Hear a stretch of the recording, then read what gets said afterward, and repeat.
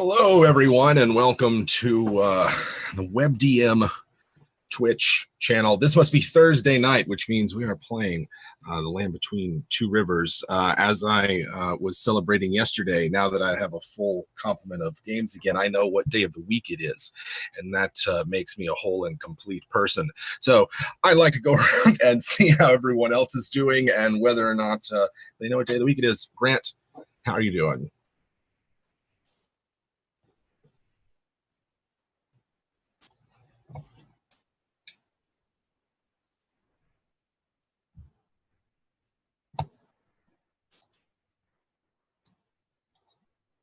Amazing.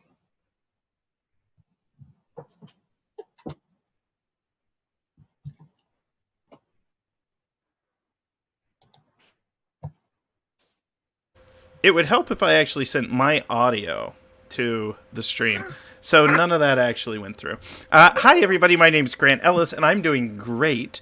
I am no longer a voiceless puppet where you could fill in the blanks. I'm healthy this week. I'm happy this week, and I'm going to be doing a little... Lindy's eyebrows don't lie; they went up and down real fast, and it got me nervous. I'm no longer feigning death. I think I'm actually still down. But I'm ready to rock and roll this cave. I love a good dungeon delve. I'm a little rusty. All right. Excellent. Excellent. and Lindy, how are you doing? I'm doing super duper spiffy. You could say I'm horny for this adventure tonight. Very good. My old man heart. Yeah, I will be playing the lovely, the illustrious Mer Valentine. Her business is your pleasure, and right now we've got a bone sorcerer to contend with, so I think there's just a whole lot of themes going on right now, and I can't wait to deal with them. Excellent, excellent. And both Lindy and Grant are braving the hurricane this evening, I hear. And listen, we're gonna big it up, right? Like the wind lashes outside their windows. It's treacherous, and yet they game on. Excellent. TK, how are you doing tonight? It's me. It's TK. I'm very excited for tonight. I really like oozes, so they're one of my favorite monsters. Mostly because they're so horrifying. The Blob was one of my favorite movies as a kid, so I'm super into it. Kind of hoping that, well, I hope that Grant and Lindy will be safe, but if they are not, I hope that I get their stuff. So there's that. There's that. Excellent. That's fair. Sure, an arrangement can be made posthumously. Anna is not with us tonight as she is picking up her international boo and is enjoying his company rather than ours, but we miss her very much and hope that she has a good time. Josh, how are you doing? I'm hanging in there. I kind of wish I had an international boo, just for kicks. Sure. I'm doing pretty good, and ready to spend some more time underground. Baloo's been ready to go to. He's been wanting to go to ground for a while now, so this will be good for him. Excellent, excellent. So last week the party is searching for some sort of sign that they were in the territory of this so-called bone sorcerer. They found a fissure in a set of hills that were bubbling and oozing with all sorts of different viscous fluids and slimes. The whole landscape seemed to be on a percolator as it oozed up from underneath them, and they ventured into this fissure, where they quickly found a makeshift alchemy lab and some sort of creature that appeared to be an amalgamation of goblinoid body parts that gibbered and spoke only nonsense. And quick thinking Gildan shut down any maddening effects that listening to such a creature might have provoked, and worked a spell on it to separate out the unfortunate victims of this amalgamation. And it was at that moment that what they believed was the bone sorcerer came upon them, captured Gildan, who was feigning death at the moment. Everyone else had phenomenal stealth rolls as the enemy picked up Gildan, seemingly oblivious to the rest of the party as they snuck along after him, and watched as the Bone Sorcerer was about to throw Gildan into a large pool of yellow-greenish sludge that the party soon found out was alive and very much active, and attempted to both engulf party members in waves of pseudopods and acidic slime, and also to convince them psychically that they should take a bath and enjoy the exfoliating experience that would be full immersion in the ooze god. So what we found, the party retreating from that fight, having rescued Gildan and recovered, are taking shelter in a small cavern that has a very deep and very clear pool of water in it. Myrrh has bonded with the shadow of this creature and has learned a bit about the lair, and I believe that they were formulating a plan. So we just left off. You'd taken a short rest. What did everybody sort of do during that time period?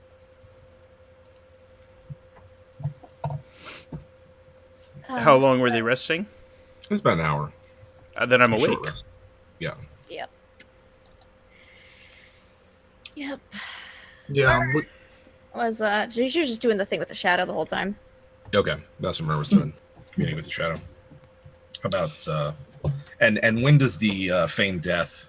Is it a full? It just like takes a full. It's an hour roughly, so if I would have woken up near the end of it, and Yeah. I can technically rest while I've feigned death since I'm not taking any action. But with that said, it's also important to note for the party, Gildan saw. No, he heard everything and was completely cognizant and aware. He just could not see. You know that Myrrh helped save you. That's right. I didn't leave you. He interprets it his own way. It's like the Bible, that sense. The Doctrine of Gildan. Actually, no, I think he's still hyping you up as like this great mythical deity, but savior of Trade Town. So with that, yeah, Gildan would be up and at him at this point. So yeah, this probably happens like 10 or 15 minutes before the end of everybody else resting. Yeah, comes out of the feigned death.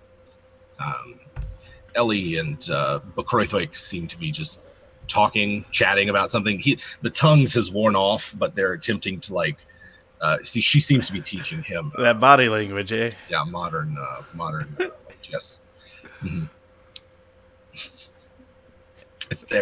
As they nurse acid burns, and this reminds me of it. Saying. Every foreign exchange student I ever tried to romance. That's what's happening right here.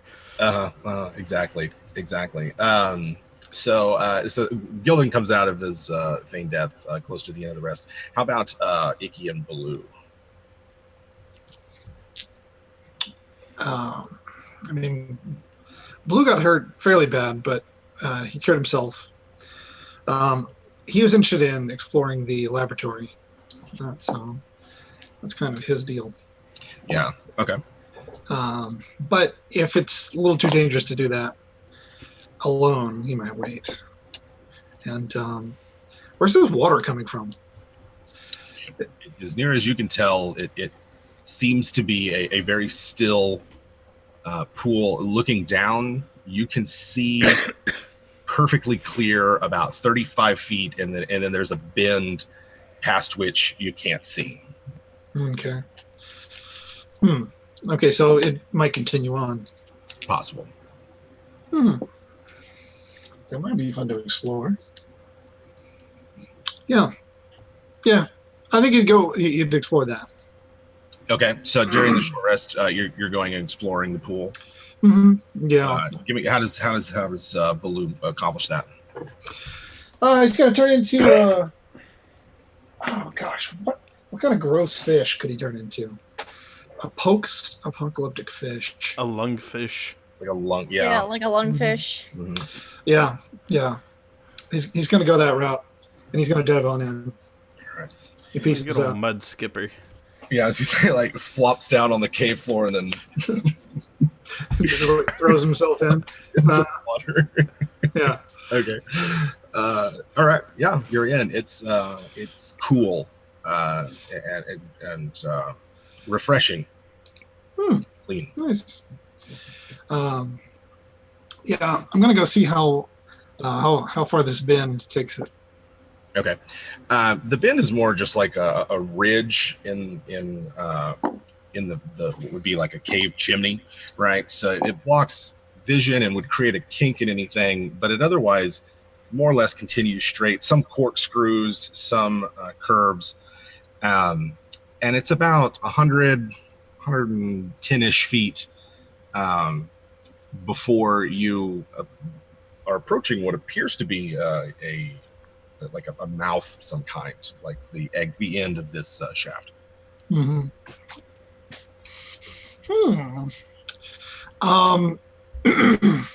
I'm gonna stealth fish, just in case there's any unknown predators. Okay. Lurking about. All right. I mean, I'm a bottom feeder anyway. I'm just gonna Sure. hug the wall. If it matters, 15.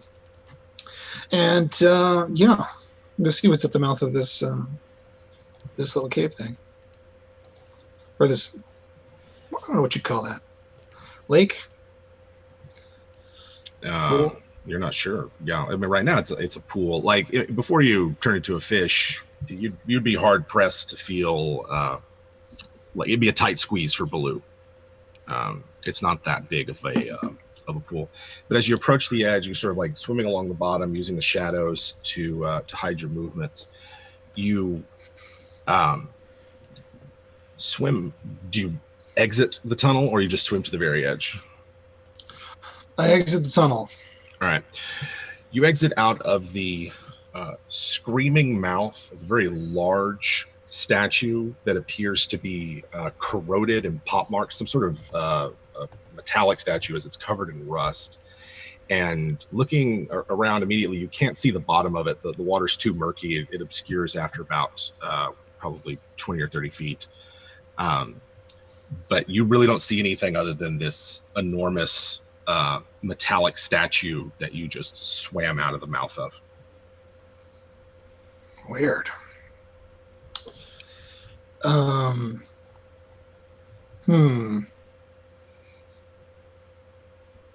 So am I kind of like above a pool of water, like I'm just about over a precipice, over a waterfall?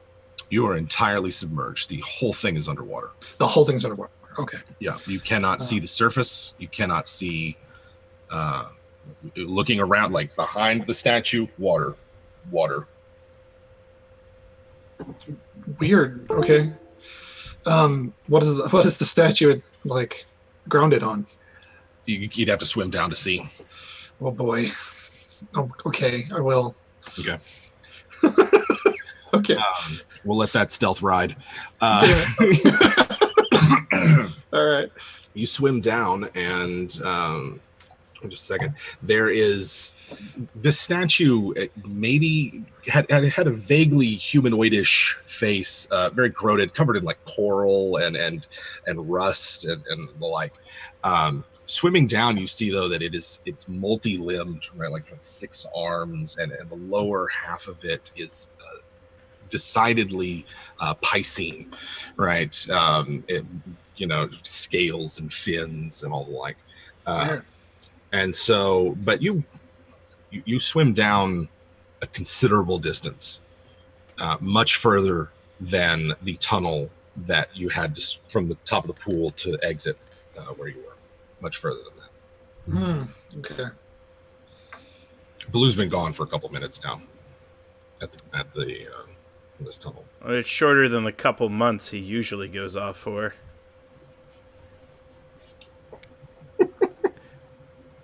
You're not here to hear that. He just thinks. Gildan just thinks to himself.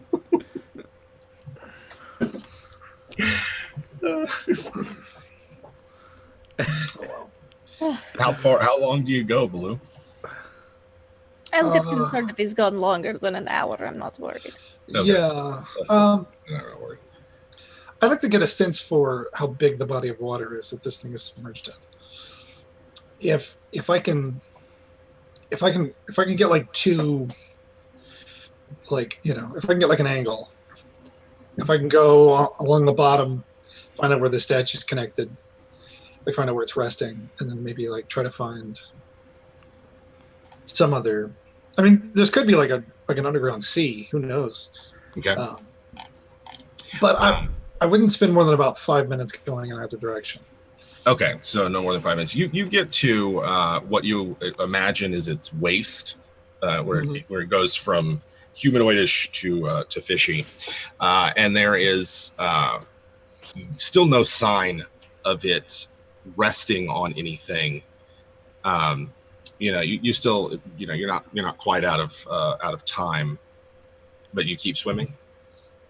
Yes. Okay, and you eventually get to the bottom, and again, it's probably 500 feet, you would guess. Jim, did I mention I'm a saber-toothed lungfish? Did I mention that? I did not know that. What is that? Nothing. Just means I have a 3D. It's like a snaggletooth. It just means I have a 3D12 bite. That's all. Okay. Oh, you're like a giant fish. You're not like a guppy kind of thing. You're like a. I guess so. Like I'm hill joking. giants would have to noodle you to get you out of the bank. Let's go noodling, guys. Let's go noodling. Well, let's go noodling. Oh my god. He's like a snaggletooth snapper, but then he's also got like echolocation. He's got pack mentality in case there's another fish like him in the Yeah. pack tactics. Yeah, I've also got resistance still. He could smell fear. Let me get you a sample stat block, Jim. Sure. Okay. That's what I just comes to think of it. So you get to the bottom of this thing, right? And you notice that it's resting on what appears to be a piece of coral or rock or something, very precariously perched. Like it does not look like it should be able to support the mass of this thing, even underwater.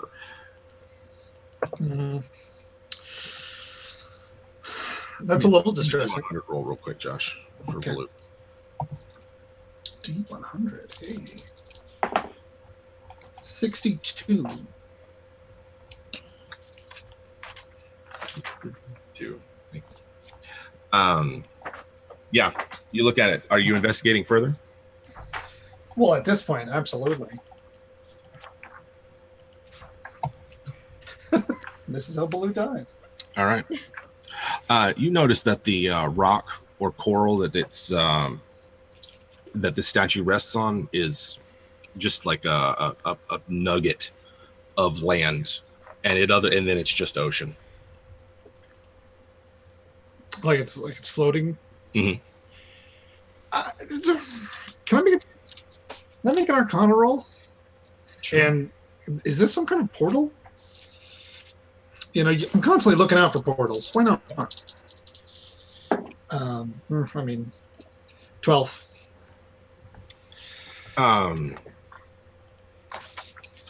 You don't know of any body of water to exist in the known world that would accommodate the size a thing this size. This is the most water I've ever seen. Probably. Ever. Yeah. Full stop. You know, Good and Lord. while it's dirty, it's not like filthy, poisonous. You know, it's not briny, salty. You know, it's water. Yeah. Cool. He's super thrilled about that. But maybe he should head back. Okay. So he's going to head back. Okay. It'll take you a couple minutes to get back. Okay. Along the way, you do not encounter anything hostile. Okay. I guess it's really, around this time, Gildan's starting to wake up. Mer's still sort of communing with the shadow. What's Icky been up to during all this? She's just doing her normal thing that she does during a short rest, which is her cunning artisan, making some javelins. Has anyone gone back into the room where y'all fought the sorcerer and the ooze Nope. pit? Okay. Nope. All right. I was curious about that. Heck no. Icky's like, no. No. So the only other thing I think, like Icky, as you are fashioning your weapons, you notice that this room, all of the three tunnels that leave, and there is one that goes north, one that goes east, and one that goes south. Sorry, west, northwest, and south. They all slope downward. That this room appears to be elevated from the surrounding rooms around it. Baloo, a few minutes after you get back, you get to the mouth of the statue. It's a cave, about 100 feet up. You're here. That's weird. Uh, That's magic. Its head is not 100 feet. Okay. Cool. That's so weird. Okay. Yeah. I'll get out of the water and excitedly flop around. That's what I do. Just like Baloo flops around as a apparently gigantic lungfish, With a snaggletooth. right? Like the size of what, like a porpoise or like a beluga whale or something. and one red laser eye. And that's Right. Laser eye. It's canon. That's very true. Yeah. Like he'll flop around and then throw himself back in the water, and then try to communicate with them in some way. I'm not exactly sure how he would do it. I'm gonna come over to the water. I'm going to say, "What is it, Baloo? What is it? Did Ellie drown in the well?"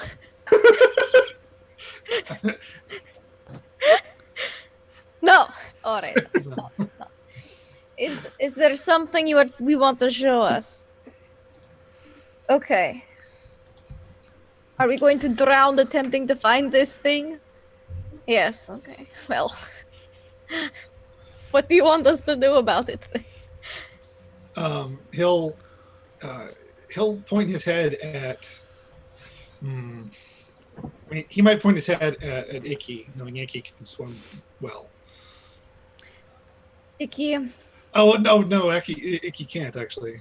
Icky can swim well. She can hold her breath for 15 minutes, but she can't swim faster than she can burrow. She swims as well as anyone else. Gildan swims magnificently and has an item that lets him breathe underwater. With that said, but it'll come at a cost. Icky. And I'm kind of like swatting at her like, Icky. Icky ignores him. Icky. Puppy dog eyes. Puppy dog eyes. Yeah, that's great. Mer, Icky. Dead.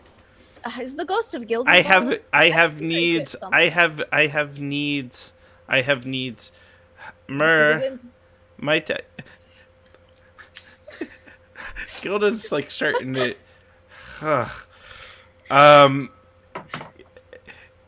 Mer, may I please borrow your rapier, please, or a short sword? And he says it just like that. Oh my gosh. Please. Icky will break one of the two javelins that she has made in half. Can I have both halves, please? Yeah, she'll give him both halves. Since she's a 6'5" creature and he's 3 feet tall. No, he loves it too, and he's like, "Might I have the second one unbroken, please?" And big Gildan smile. You can tell he's like a kid that looks like he's going to throw a tantrum in a supermarket if he doesn't get it. And although Icky is a stern mother, she might not want to deal with the whining. Yeah, she actually glances at the water and wonders if it's deep enough to drown him. And then she just gives him the second javelin. All right. Gildan takes the two broken halves and the long javelin and goes into the corner. And he casts Tiny Servant at 4th level, so he now has 3 tiny servants, and they're the Javelin Brothers. 1 tall one to short ones. they look He is like a filled with handful of, immediate like, little regret. Yes, they Yeah. grew little arms and legs, and they're like strutting around, almost like the broomsticks from the Sorcerer's Apprentice. Come on, boyos. Yeah. So, Immediate regret. yes, and they like kind of move and like crack their knuckles like 1920s mobsters and things like that. They're twiddling their thumbs because that's what they do. They know how to do that innately. Yeah. There's all javelin, dude. Yeah, and they yeah, so we now have 3 javelin friends. I don't know what I expected. Yeah. Excellent. Yeah. They swim very well and they don't need to breathe. So they also have blind sight for 60 feet, so they'll pick up on things. They're immune to jar near every condition, and they are also immune to psychic and poison damage. So these guys are good guys. They also have high armor class and hit pretty hard. And there's 3 of them now. So this is like a little mini fighting force for us. Nice. So Gildan's like, come on, boyos. What do you need me to do in that water? Blue will just The beluga splash. whale. Oh, what the He's heck is that? It looks like a pie with a face. I'm calling the police, Lindy. I'm calling the cops. 911. Yeah, no, Blue will just kind of swim around excitedly, like somebody get in here. Okay, the javelins there's not enough room for everyone else and Baloo's water form. We'll send the 3 javelins with them. Okay, Okay. all right. They swim like little needles too, just little frog-like kicks. Perfect form. So no one else will fit. Well, it's not that they necessarily won't. It's a tight squeeze, right? Okay. Icky would would need to make a couple of dexterity checks. Gildan's like 2.5 feet tall. He could probably do it. Yeah, but Icky and Blue would. There's the bend where it would, but you don't anticipate it being an issue. It's just a tight fit. Gotcha. And you have to hold your breath for, there's no air. You saw nothing, like, no air on the other end of the tunnel. This is true. Maybe he should just take his normal form. Are you're wanting to go back? Oh yeah, yeah. I mean, it's you grow up in the desert for 40 years and suddenly you find an ocean. And like, Blue's. you want to go back? So you're like, you forgot. Blue's forgotten all about the alchemy lab. Okay. He'll throw himself on the shore and turn back into normal and be like, guys, through the tunnel. There's a tunnel, and like impossibly short tunnel opens out into an ocean. You've heard of what oceans are, right? I have like seen an ocean.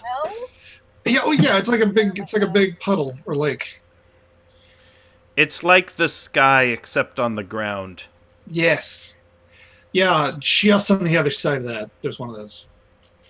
Like, but I don't think it doesn't make any sense that it's there. Then a witch put it there, and it will kill us. I'm not necessarily sure that's true. Guys, we gotta go. Icky can tell this is a weird nature thing. She's kind of like, I followed you into a hole in the rock. I don't know about this. Listen, there's a hole in the rock, and then there's A hole in the bottom of the sea. It is. It's a hole at the bottom of the sea. He'll explain it to them in like, he'll try to get like, explain the weirdness of it. Like, we're in a cave in like a wasteland, but if you just go like a few meters, a few dozen meters this way, you end up in an ocean. It makes no sense. This must be some kind of magic or something. Mm-hmm, mm-hmm. Wh- Either that or this Why- ocean is like right below the surface. Why should we swim into that? That sounds like we will die. That's a good point. Damn. I don't think that we are equipped to swim into something that could kill us. I mean, I can help. You can help. I do not want to be a fish. No, I wouldn't turn you into a fish. I would temporarily change all of our lungs to accept water as a source of air, oxygen. Why? Not oxygen, whatever. That could Wasteland have speak. Interesting uses. I'm just saying, it's there, and it's the coolest thing ever. And I'm going to go back in a minute. Oh, is there food? No, but there was a giant, like 6-armed statue, and I came out of its mouth, and it's Really? like, yeah, it's like as big as a mountain almost. Icky's gonna smell the water As to large like as make a sure that there's no hallucinogenics. It smells clean. It doesn't. She's smell- gonna look at, yeah, she'll look at Mer. Are our rations bad? Are No, these discounted? Rashes? No, I never buy discounted rations. I don't think they were ever that good, says Gildan. No offense. They're like giant guinea pig pellets. Yeah. So he'll describe the Rations, creature baby. that the statue represents, like a fish tail with 6 arms, and looks kind of. He said it looks kind of like demonic, kind of. It looks kind of nasty. Hmm, And not intimidating. selling it. No, no. Come out of this thing's What's mouth. Was it very cold? Was it especially cold? Yes. It was noticeably cold. Yeah, it was, Colder than the pool. I mean, it's all cool, right? It's Yes. It's- So the only ocean I have seen was on the Stygia, which I believe is the 5th level of hell. There's Mhm. lots of iceberg. It is Yes. freezing. You cannot survive in that water. But Yeah, this it was was not freezing. It wasn't freezing. Stygia, It wasn't yes. boiling acid. It wasn't anything like that. Yeah. A fiberglass. It's just it was like normal water. If you would alter my lungs, Baloo, I would go back with you. I'm curious to see this.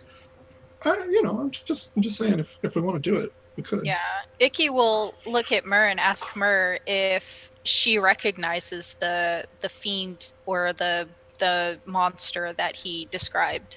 That's one of the reasons I would like to look at this statue. Maybe it will ring a bell. Mhm. I can Yeah. recognize it from lore or legend or someone I know. Fine.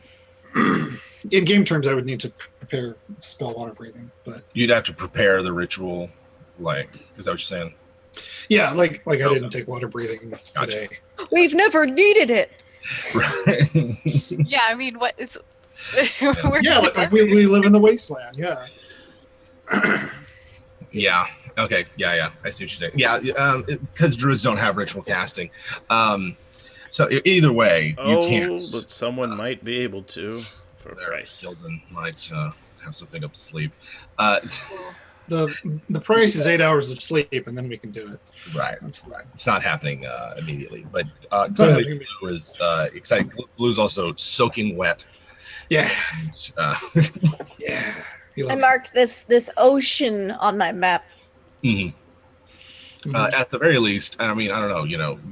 What did you get for your Arcana check? Was it 12? Me? like Oh you said. yeah, 12. Yeah. Yeah. That's not. Oh, fantastic. That's right. Okay, so y'all are all, you're around here sopping wet, convincing you to go in this water hole inside a cave. You need to rest first, Baloo. Perhaps we should find this laboratory first, the alchemy lab. Investigate that, deal with this bone sorcerer or ooze or whatever this thing is, and then we can check out the ocean. All right, fine. Okay. All right, whatever. Let's do it. Efficiency. It is something we do with our time occasionally. Oh, that's so cool. It was just like blue and gray and wet. Yeah. We're describing water. Yes. A lot of it. Yes. It's a lot of it. So you're making your way towards the It alchemy will lab. still be there when we get Yes. back. Gildan and his troop of 3 javelins. I need to name them Pee-wee, Tall Fry, and Strongman. Those are good names. Yes. Pee-wee, Tall Fry. I like Tall Fry. Is the big one Pee-wee? No, the littlest one is. He's about Gildan's height. All right. So the westward tunnel will take you to the alchemy lab. You know that you have to pass through some relatively clear passageways to get there. It's not that far back. But you will have to pass through the room that you did earlier with the bones and the viscous liquid that they were resting in the middle of the cavern. So if you're headed towards the alchemy lab, that's the first thing you encounter.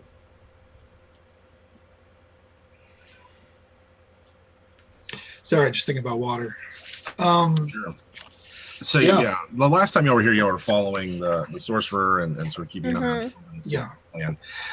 This room is an elongated cavern that sort of runs north to south. Its edges filled with deep cracks and crevices, but down the central portion of it, there's where the lowest portion of the cave, there's this pool of pinkish with red and maybe orange streaks through it, and you can see the pool itself is maybe 10 feet long, and at its widest point 2 or 3 feet, but it's also sort of bones and the like are also piled up in the pool. Okay. And otherwise scattered about the room here. And this was in the room with the other ooze, or this is in the alchemy room? This is in the room between the other the big Between the ooze two. Between the two. Okay, The alchemy sorry. room, big ooze. I was thinking about And water. there I is- missed that. Myrrh knows there's an even bigger ooze somewhere else in here. Oh. Yeah. Okay. Ooh. Big boy ooze. Papa ooze. Ivan Oh. Ooze from the Power Rangers movie. Sorry. Can I test to see if this thing is alive? Like this pool of water. Sure. Does anyone mind if I throw fire at this thing? What you wish. Okay. All right. I'll We could poke it with bones, but I guess we could throw fire at it too. That's fine. You could let the javelins poke it. That's true. Waste one of your javelins on it. No, you throw fire. All right. I'll throw fire. All right. So Me I- and Mur just standing in the doorway, like, yeah, sure, throw fire. So you entered in on the east edge of this cavern. You know that if you want to continue on to the alchemy lab, you'd have to go south.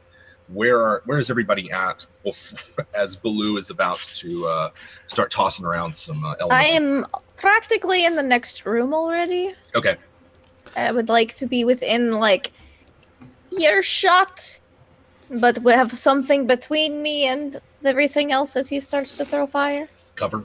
Gildan Yes. and the 3 javelins are doing a kind of Alice in Wonderland staying dry dance around Baloo while he's casting the fireball. He's got to Nice. keep dry, so we're just going to march, me and 3 of Nice. them. You're gonna do- okay. Yes. Night. I love it. Yeah, Icky. Icky's standing outside of the area of effect of whatever made you ask that question.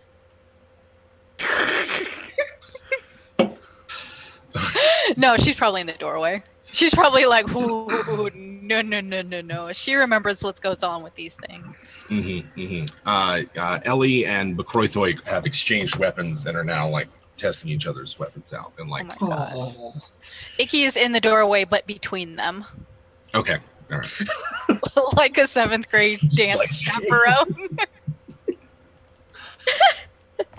Yes. Boys to Men playing in the leave- background. Yes, Yeah, leave voice to room man. for the battle axe between you. Yeah. The giant lacquered heart-shaped battle axe. Yes.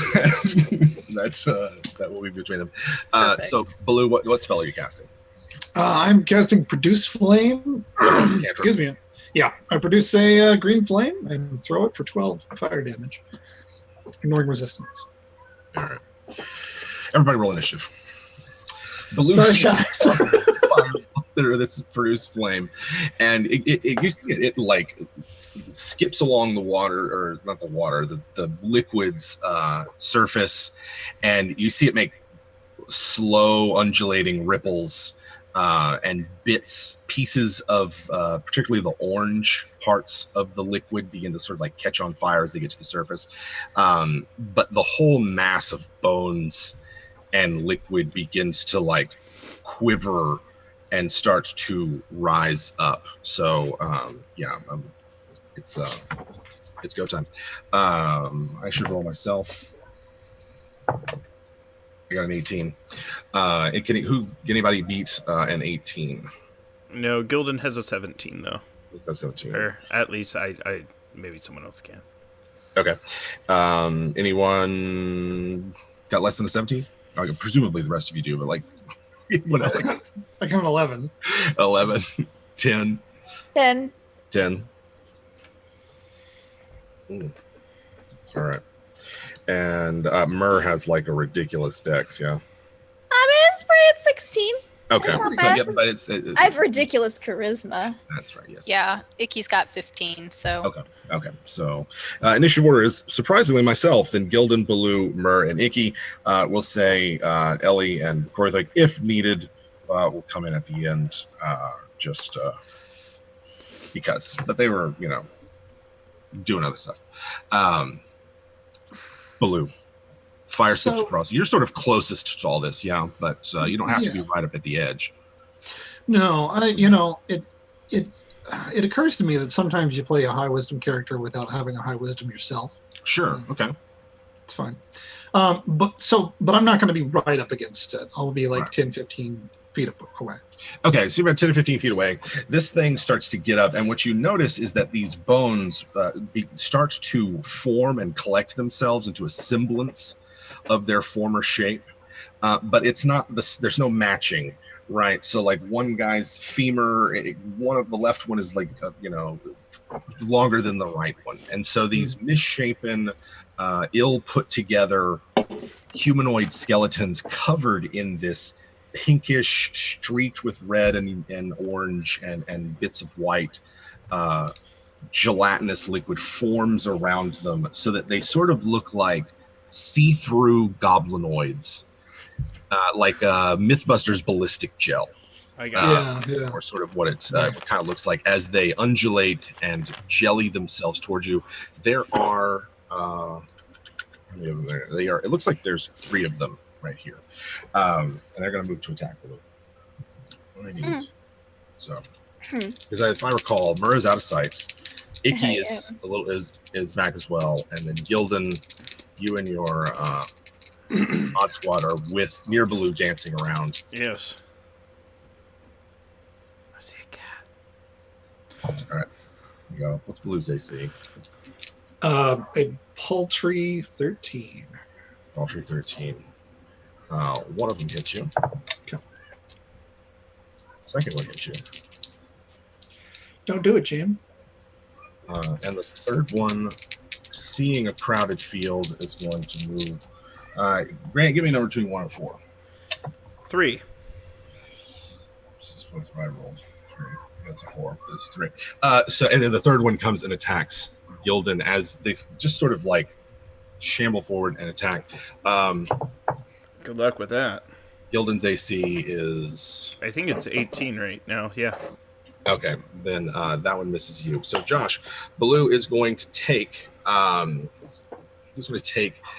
16 bludgeoning damage as this jelly fist solidifies right before it hits you and smacks into you. And I need you to make a DC 13 Constitution saving throw, please. That's the end of my turn. It is it's Gildan's turn. All right, this is going to be fun. All 3 javelins. All 3 javelins are jumping on the nearest Mr. Man, making attack rolls, and that is Gildan's bonus action. So I got a 15, 15, and a 12. Your armor class is 8. So- They all slam for 5 points of damage each. okay. That's 15. Let's And see. then Gildan will jump in himself with his action and hit as mightily as possible with a magic weapon. Critical hit. So that will be 2d8 plus 1. Actually, no. That is 2d8 plus his strength modifier, plus 1 of magical great club damage. 11 points. Oh, no, that was only 1 die. Sorry. Wow, yes! 22 points of damage total. Jeez, and that was the plus on top of the 15 from the... Yes, from the javelins. So, the 4 of you gang up on this one, and they're like punching at it. They're punching it or stabbing it with their javelin. I like the idea that, like, one fight's dirty, like, strong guy goes for groin kicks. Pee-wee, like, is like, doing these really, like, artful fisticuff boxing moves, and then tall guy, like, jumps and, like, nosedives onto them and, like, pierces them. So they're ridiculous. Sure.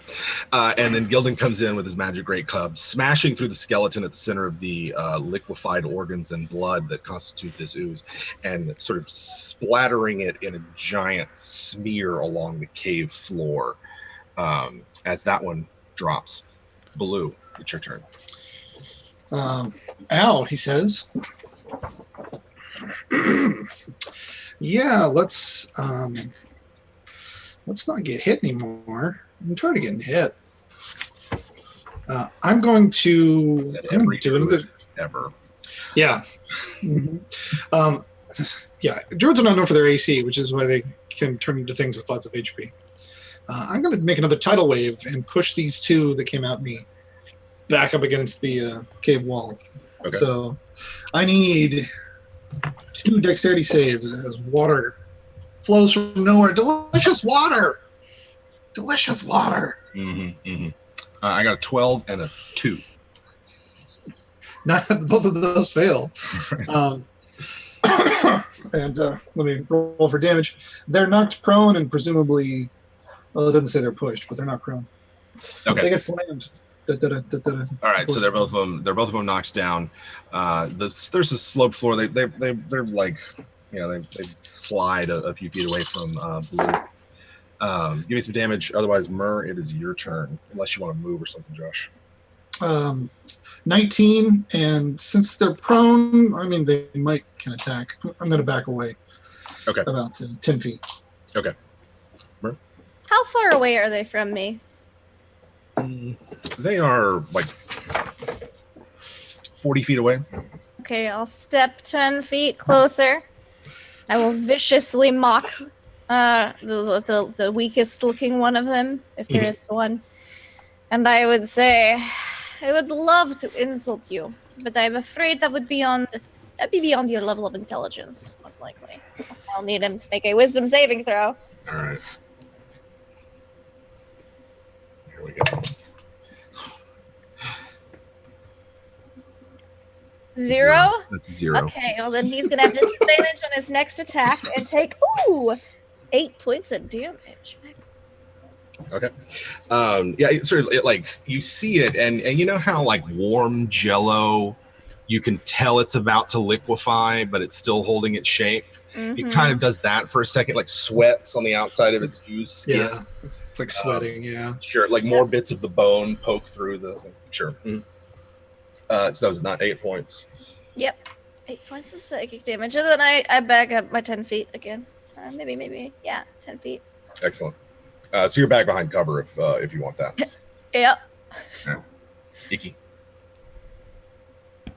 Icky doesn't want to get near these things. She remembers what happened last time, so she's gonna shoot twice with her short bow.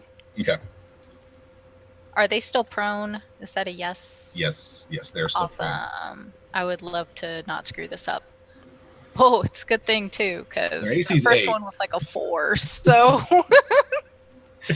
Oh, okay. Their AC's 8. You might still hit even with range. Yeah. So that was a 10 for the first one because I'm rolling like garbage. Oh wait, no, it's +5 with my short bow, so it's a 13. But it doesn't matter. It beat what they have, so it's fine. Mm-hmm. And short bow. It's 1d6 plus 2. Boop. So that's going to be 8 damage for the first one. And then Which one was that? the weakest looking one. Okay, so that one quivers and sort of becomes liquid, and the bones just clatter in a pile. Yeah, that. I like to think her like when it starts quivering like it was going to liquefy, her arrow just like cleanly cuts through its eye socket and it just like clashes down, like goes bloop. Makes a satisfying sound. Yeah. Well, I had another sound for it, but then I was like, no. And then I rolled an 18 and a 17. Where were you last time? 17. Okay, so 23 for the second. Yeah. And then, bloop. That's gonna be 6 damage for the last remaining one. All right, that one looks pretty messed up as well. Prone, not really able to do much. Ellie and Bakroithoi they're not particularly interested in getting anywhere near any of these oozes with their axes, and I think he still has just his fists. I don't know that he has a weapon at this point. I can't remember. So it's my turn again. This thing shambles up, and we've still got plenty of targets that it can attempt to attack.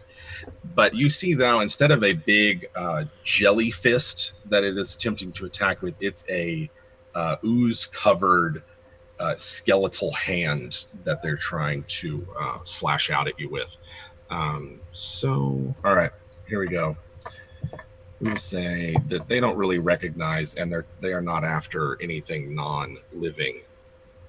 So it's between Gildan and Blue. Gildan, you're still pretty close, yeah? You're just like 10 feet away.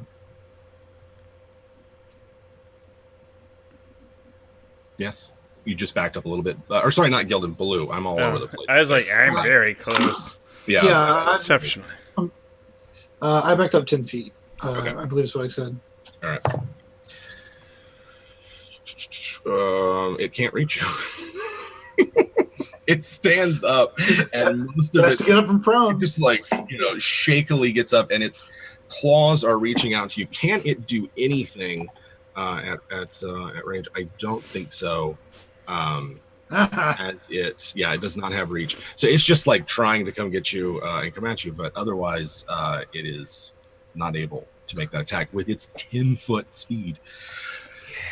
That's Gildan. great. I backed up just far enough. Somewhere in the distance, Flight of the Valkyries begins to play as the javelin run towards the remaining one and kind of like jump up and beautifully nosedive into it. Just triple skewer attack. Critical hit. That one hits for 10 points of bludgeoning damage. 24. Yeah, that's enough to do it in. Yeah, 5. Yeah, that's great. And then Gildan, as it ends and they're all landing, he just kind of turns and he pulls out a goblin cigar, because he smokes cigars now. And he's like, bag him and tag him, boys. He's got it. Where did he get cigars? He has a supplier. It's a supplier. That's fair. They're servitor cigars. The servitors roll them. It's their one skill. They're going to be tobacco sharecroppers here in the desert. That's all they have. So the ooze is, first off, I mean, the floor here is just absolutely covered in slime and muck. So it's not like you made the place any worse, but you have rearranged and reorganized the bones that were that were scattered about. Gildan's javelins finish off the last one, and the cavern goes silent. So it looks like that was alive. Roger that. No, really? Yeah. I'm going to be a little more careful. So glad you are this observant, Blue. Mm-hmm. Okay. Let's go see what's in the other room. All right.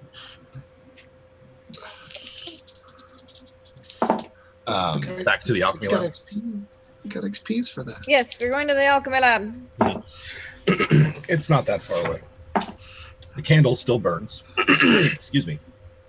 And you can hear hushed whispers as you get there. I suppose perhaps Myrrh and Icky would be the first to hear them, but you can hear hushed whispers. Does it sound like those goblins? It does. Okay. It sounds like Right. there's two of them. You don't hear the third. They probably killed him and ate him. It's fine. This is what they do. I walk into the room with an air of authority. They're like, ah! We thought you were dead. You think these things could kill me? You are absurd. And you notice there is just two of them, and they are small, little, malnourished goblins that are finishing off the last of the food that Gildan had summoned. Where is the third one of you? Were there not three? He ran off. Said something about a book. Yeah, he's gone. Where did he run off to? He left.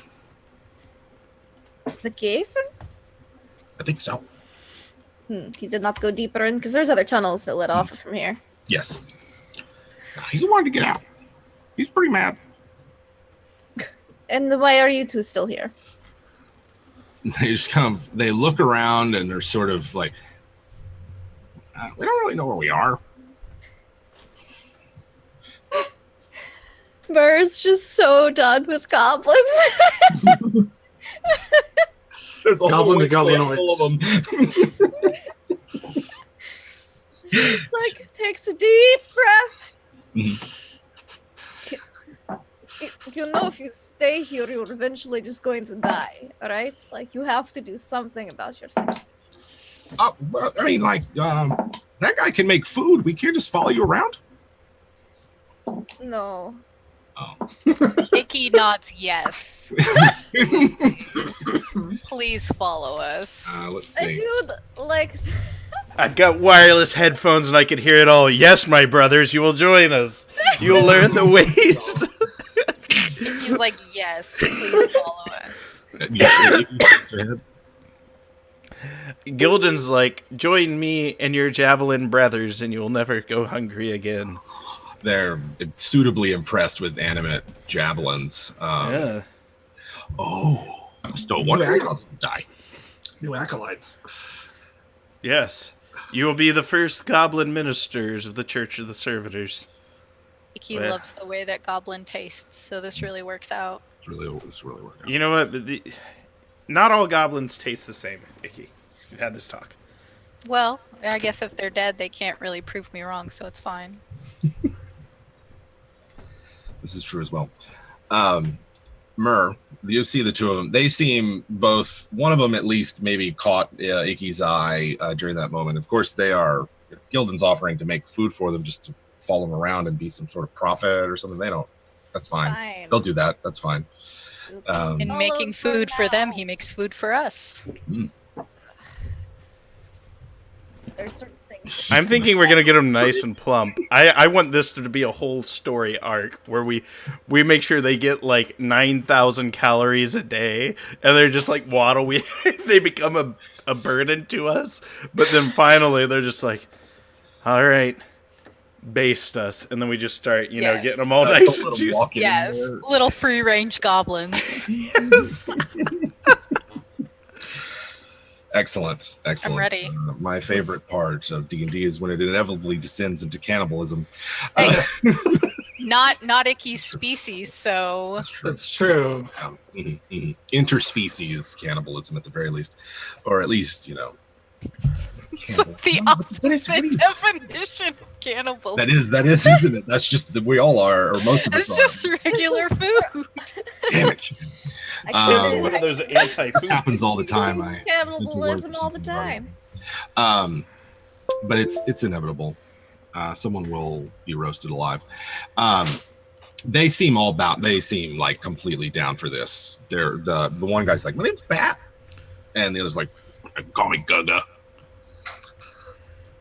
I probably won't remember those names, but I'll try.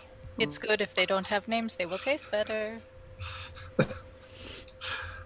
Myrrh, I'm sorry. You're so done with this, aren't you? It's fine. Yeah.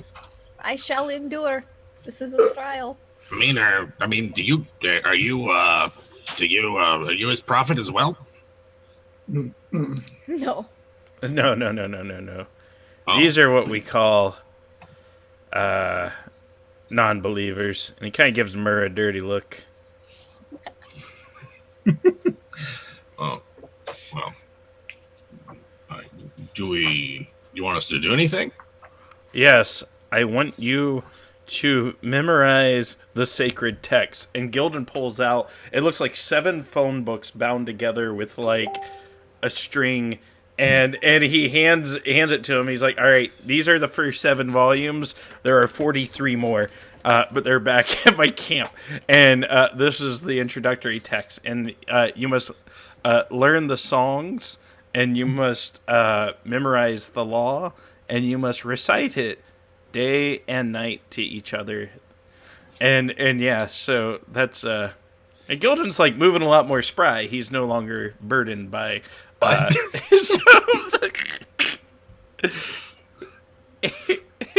he's just like, all right. And be careful that one doesn't get a hand of him, because they might sell it for drow coins. Kind of points at Icky. Icky's like right beside them, like squeezing one of their biceps just to check and see how much meat is on it. There's a lot. The best part to get meat off a goblin is actually that soft underbelly. You just hold up their little guts and you just carve out a little. That's fine. She'll probably eat the bone marrow, so it's okay. It's good. That's wonderful. We could boil them down into goblin stock. Sorry. To all of those things. There's a pile of bones in the next room, right? Yeah. You picked up some of those too, but they're not any good. Yeah, they're quite soft. You know how when you put bones in vinegar. Yeah. So the Bat and Guga, I am just ignoring them, and I am looking at the alchemy tables and supplies. they're taking turns flipping through the book, and and the like. The alchemy lab is well stocked, extensive, but very haphazard and makeshift. Okay. And I look for any sort of, I don't know, are there any recipes laying around? Yeah, give me an investigate for whoever's there. Now you guys can, spend as much time as you like here, tossing the place. But if you're just first investigation, that's a 23. Okay. Yeah, Mur, you have a good eye for what's on the table. There is a recipe book that looks like hasn't been used in a long time, as it's underneath a stack of some equipment. There's like an alembic and sort of like a little burner of some kind, like colon or something. Yeah, it's just under there collecting what looks like dust. I flipped through it. Is there any anti-ooze stuff in this book? Let's see what's in this book. It is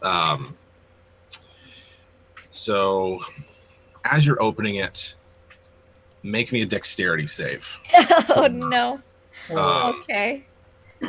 Except proficient. Natural 20.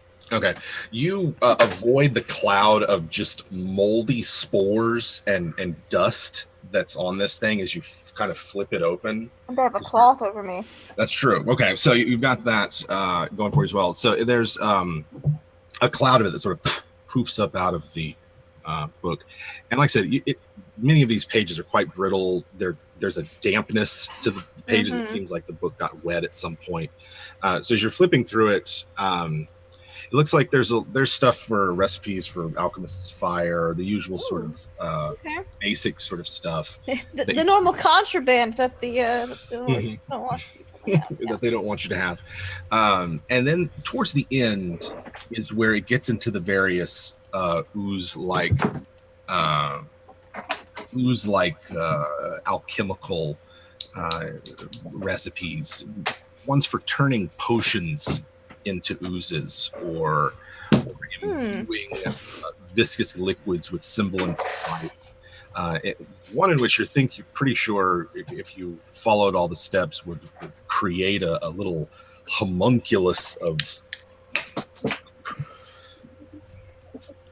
Gross. Okay. The book needs to be repaired, but it looks like it has a lot in it regarding. Okay.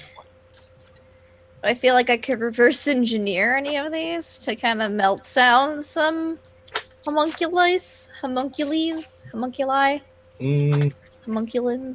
The potions that are on the table. Yeah. Those. There's things here to, at least as near as that you can tell. There are things here that that you can use. It would take a long time though, right? Like this, you could take like gross. a like do it all. Gross. I'll just take the potions that are here. Yeah. Wow.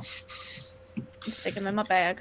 It's got a proof, right? Like that's so true. Yeah. I'll just curses. Like, well, I do not believe we can alchemical our way out of this ooze den.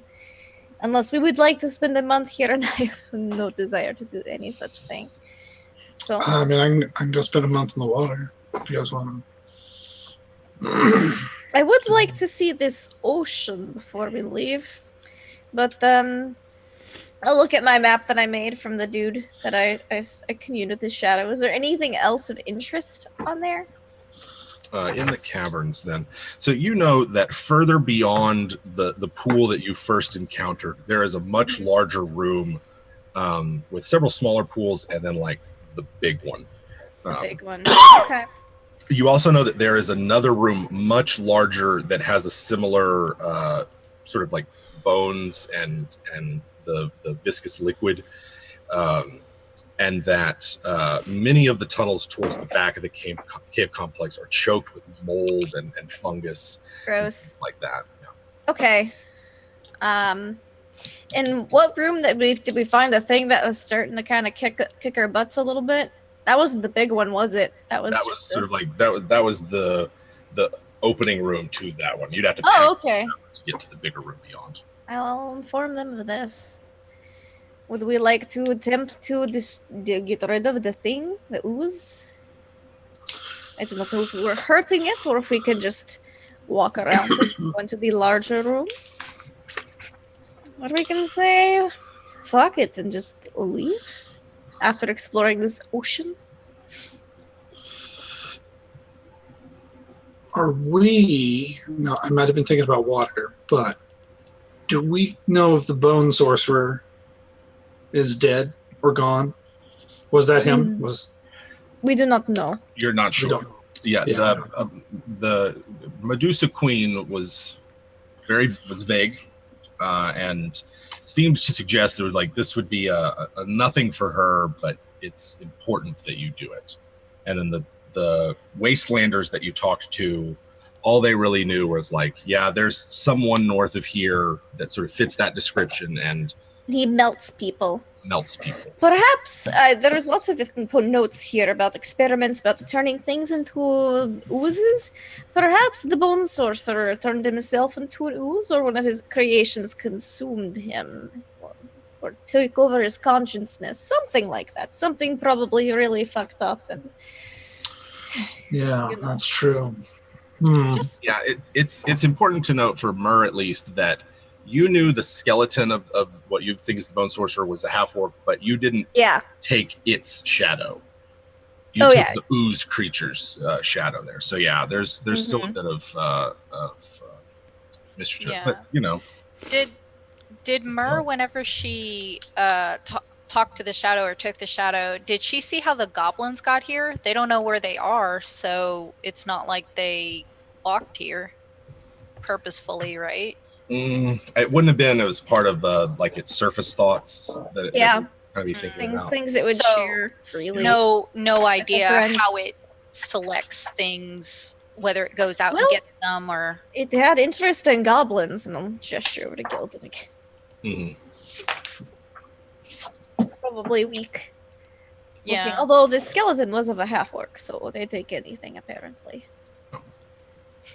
I mean, goblinoids. People that live out here in the wastes like that, so it's probably just targets of opportunity. Well, yeah, and it would probably answer like, does it leave? Like, does it have the capacity to leave this cave and steal people, or are they people that just like wander into a strange fissure in the ground for no reason? Those are very Well, good. it did show signs of being able to manipulate people within a certain proximity. Perhaps it hunts in a similar capacity. Then we should kill it. All right. How do y'all plan on going about doing that? It's an excellent question. This is as far as my thought process went. I was kind of hoping that it would like snowball into other people's thought processes. Well, we could see how it interacts. It cannot leave its little basin. We could see how it interacts with water. Maybe it would dilute it with fire. Maybe it would boil it away. I do not know. These are all... We'll have to attempt different things. I know how to do it. Well, then let's go. It Since you're takes so more bad. time than that, you impatient. End Warden. of the sentence. Yeah. I like to think that Gildan like literally did stop like right in the middle of the sentence. Like Myrrh looks at him. He and did. he's He just like, did. "Oh." He got scared. He's a little scared of her. He might peed himself a little. He's got a weak bladder. He's got a little toddler bladder. You push on his stomach, he pees himself. No! So, Woo, back to yes. the ooze. so Gildan has a couple ideas. Uh-huh. He can ask the wise woman and divine an answer to the conundrum using a divination, or he can do it the other way. He was going to do it. He was going to summon a massive spirit guardian thing, not the spirit guardian spell, but the other one, the big protective giant hag puppet. Yes, and just be like, there, protect, and it'll be like, I don't like you, and just start smashing on it, and it might die, but it'll at least get us some data. Yeah, that's like... I don't know if anything we were doing to it earlier caused damage to it. This Well, difficult. with your little It- you know. I mean, it was reactive to what you were It was doing. reactive. And Ellie both like waded in there and was like, I guess like sweeping her axe through the sludge. I think someone else attacked it. Maybe Blue. Did you fire off a spell at it or something? I did the dissonant whispers. Dissonant whispers. Yeah, that dissonant whispers definitely affected it. So Okay. it seemed reactive. I mean, it couldn't move, but it did recoil, right? But it's a giant puddle of snot.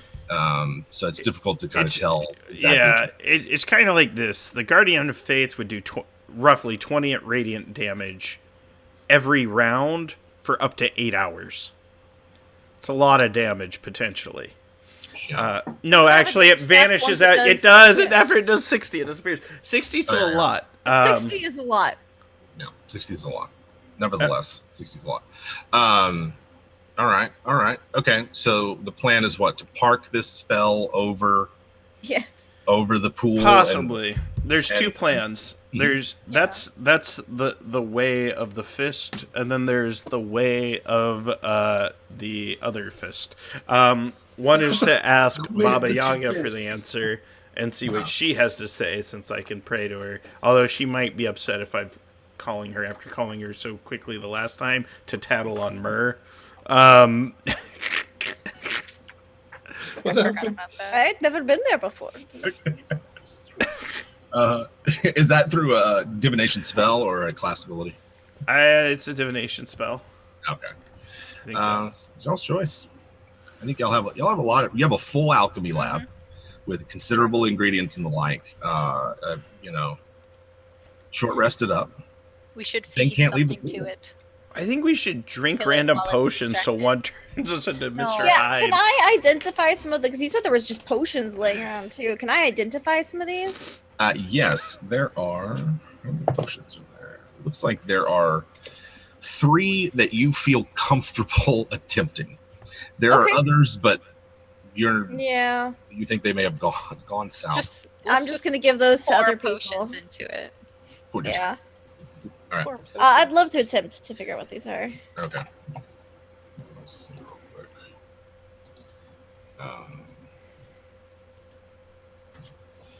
Go ahead and roll me. I think I'm going to need a D100. I'm using a different potion table here. Okay. Yeah, give me a D100. That is a 7. 7. Yep. This one has a. It has a. It feels. It tastes minty, and like really opens up your sinuses. Okay. You think that it imparts some resistance to fire. Ooh.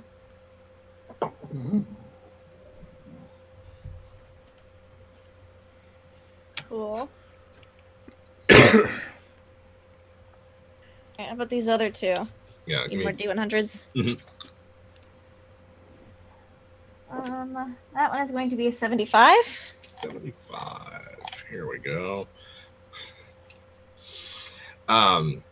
This one, as you drink it, you feel your skin kind of dry out and get sort of stiff. You think that it gives some sort of maybe an art, like it gives some sort of like protection against physical attacks. Okay.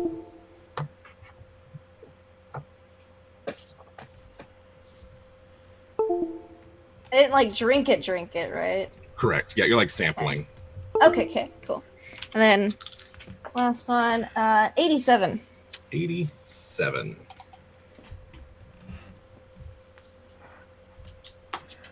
This one produces a feel a little lightheaded after drinking it. Oh. And you're like, you blink and for a split second you have peered you peer into the astral plane for just a second. Ooh. Like flashes in front of your eyes. You think this is some sort of a powerful divination elixir. Cool.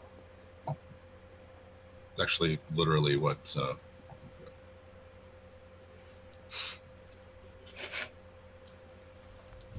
Interesting. Yeah, Yeah, that's cool.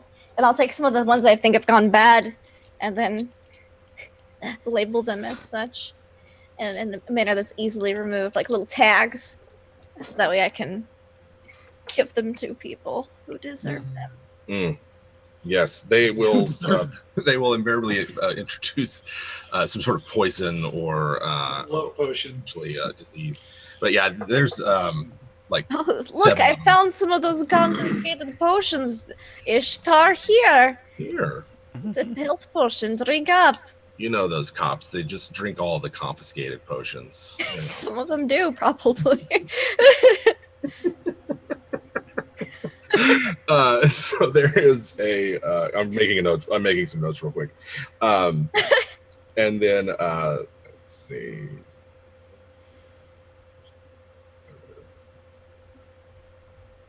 All right. Myrrh has taken about 7 of these bad potions. You got the other 3 plus the book. Anyone else doing anything in the alchemy lab? Gildan's been, I guess, chatting with the. Yeah, we've been teaching them all the truths of the cosmos. So then, did y'all settle on a plan for dealing with this this entity? Have we? I don't know that there were options proposed, but I don't know that there was any of them chosen. I mean, Baloo's default is kill it with fire. So far, I don't think that's worked once, but that's his default.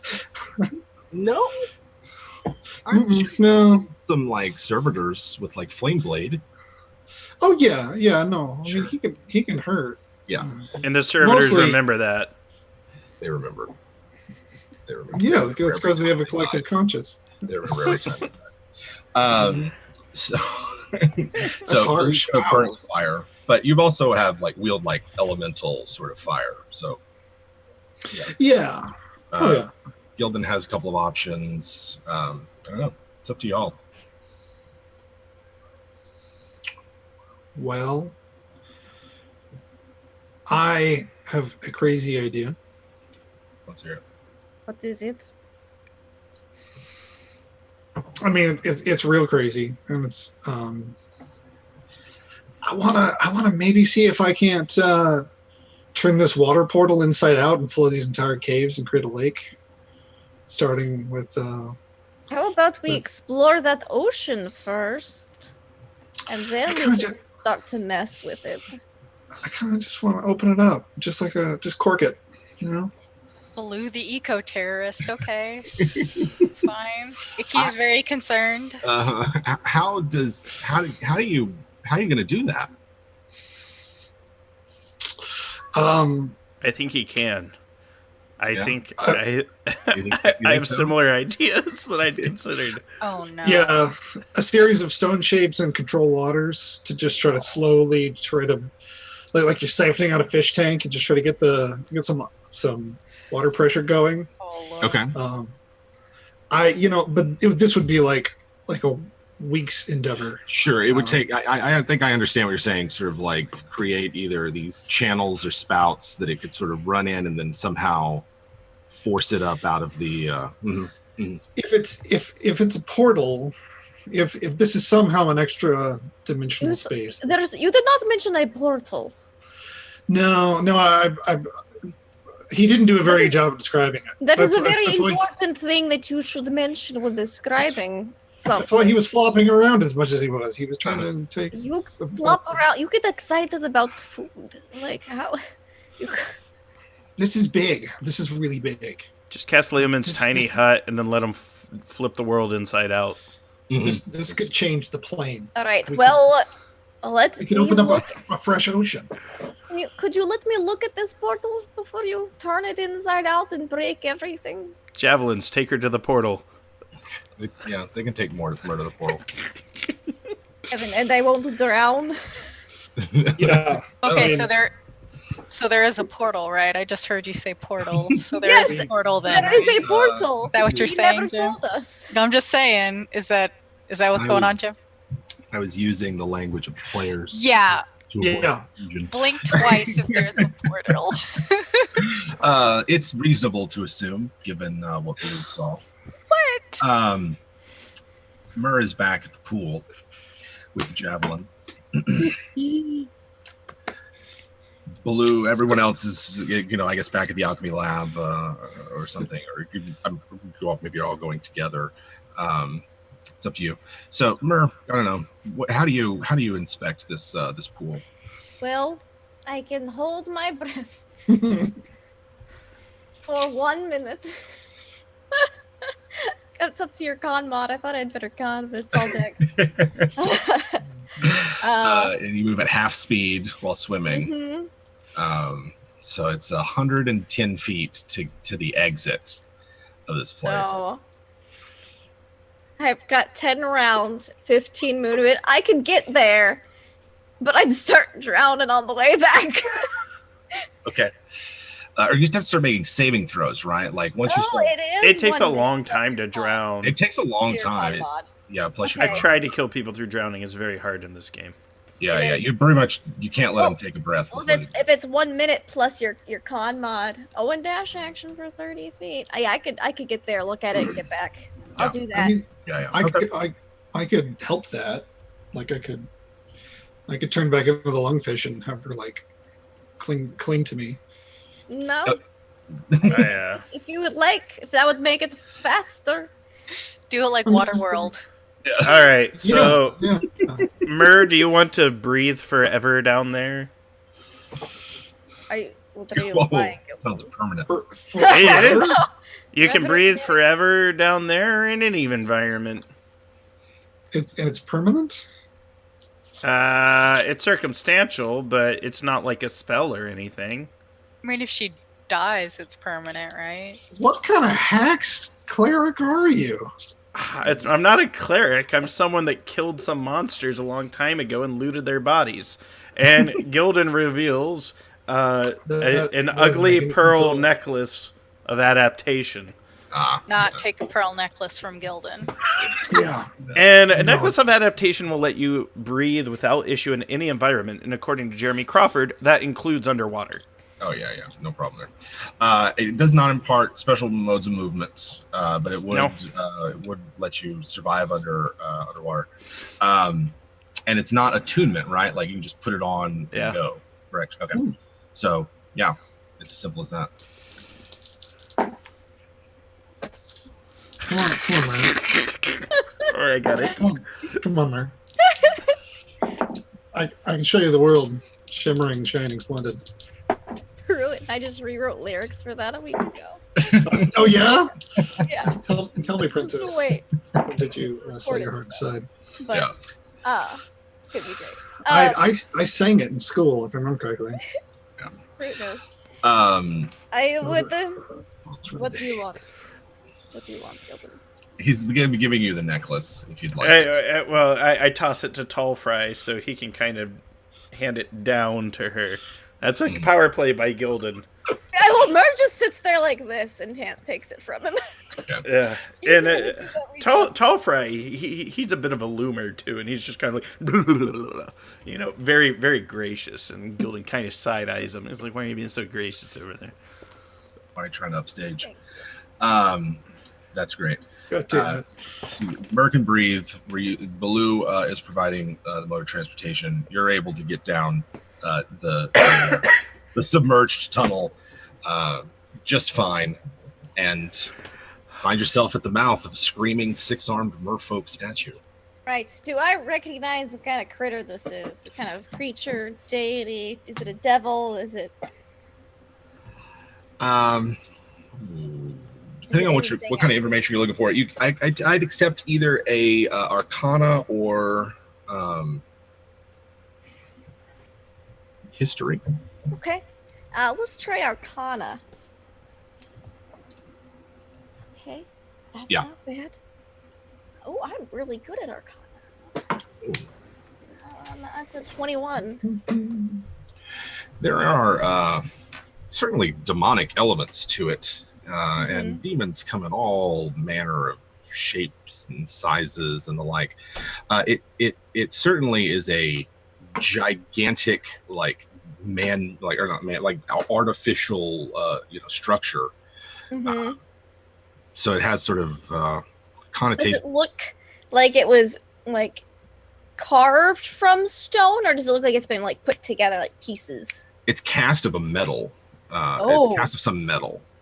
It's corroded, pitted. All the details are. And we come out of its mouth. You come out, it's like screaming, and you swim out, and really weird. It's like nearly 500 feet down to the base of it, where Baloo swam. So yeah. But Baloo is going to take her to the bottom so she can see that it's. You can go like this, statue, swim all the way around it. Yeah. Oh, like it's just hovering there? It's just submerged in water. It's like there's nothing underneath it. It's not like hitting the ground. No, there's no ground. There's no. You swim underneath it, back up to the top. Its head is maybe 30 feet in diameter. I mean, Mer's just looking at you like, what? There's a little fish smile and a nod. Yeah. It's like that snaggletooth. You're like.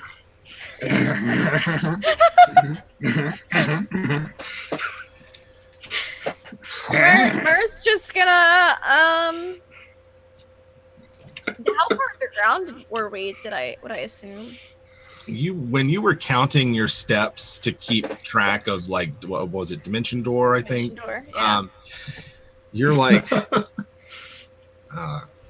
you're not even 100 feet underground. Like you're more like entered into a fissure into like a cliffside, and you would think, like, in terms of ground level, you're really not that far below the surface. We're just gonna point up, like let's kind of see how far, because we shouldn't theoretically be that far underneath. Unless we're on a different plane of existence. I'm gonna go straight up. All right. Baloo goes straight up, swimming. Now, after about 20 or 30 feet, you cannot see the statue because of the silt in the water. But it seems as though things are getting clearer in this direction. So how far do you go? Hmm. And Myr's with him. She's like holding on to like a snaggle scale or something. I will try to keep going up and trying to keep my position as well as I can. I don't. It occurs to me I don't have the Druidcraft cantrip, so I can't know exactly where I am. Yeah, sure. Yeah, I'm just gonna keep going, see what happens. All right, you swim out of sight of the statue. As near as you can And tell, lost forever. as near as you can tell, you cannot see an end to where the water is. You've swam maybe 50 feet.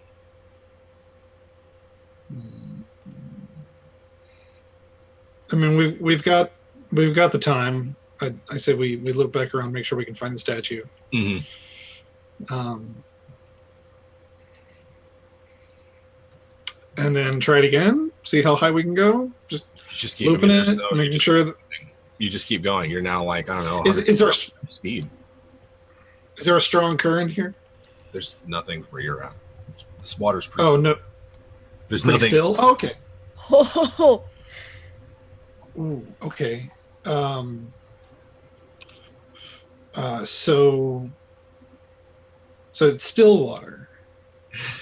Uh-huh. Okay. I'll try to swim up. You keep swimming. And See anything? you see now a better view. The visibility is about more like 50, 60 feet. And so looking down, you can see a mass of silty, sort of brownish water. Up above you, it's much clearer, but there's no light. There's no sense of, as you've moved up, right? You swam from the bottom of the statue all the way to like at least 100-ish feet above it, by your estimation. That's like 600-700 feet. And you didn't feel any sort of pressure difference between the depths. And like I said, you're having a difficult time even telling which way is up. You just swam above where the head of the statue was. Mm-hmm. Yeah. Assuming that the statue was vertical. Sure. Mm-hmm. But the water's clearer here. Can I keep going up a bit? Mhm. Because normally silty means you're nearer the bottom, so I'll Sure. keep going up. Mm-hmm. Okay. Mm-hmm. What's back at the ranch? Like strongman, tall boy, and small and Pee-wee are they're playing cards or something, With the goblins. Mm-hmm. We got Just money for on the 5. line. Yeah. There's a pile of teeth that have accumulated. So what are y'all doing? They've been gone a while, longer than Baloo was gone the first time.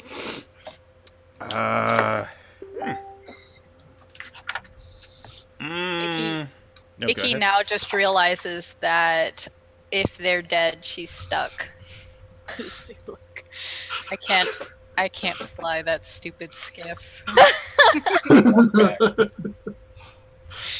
I can fly the skiff.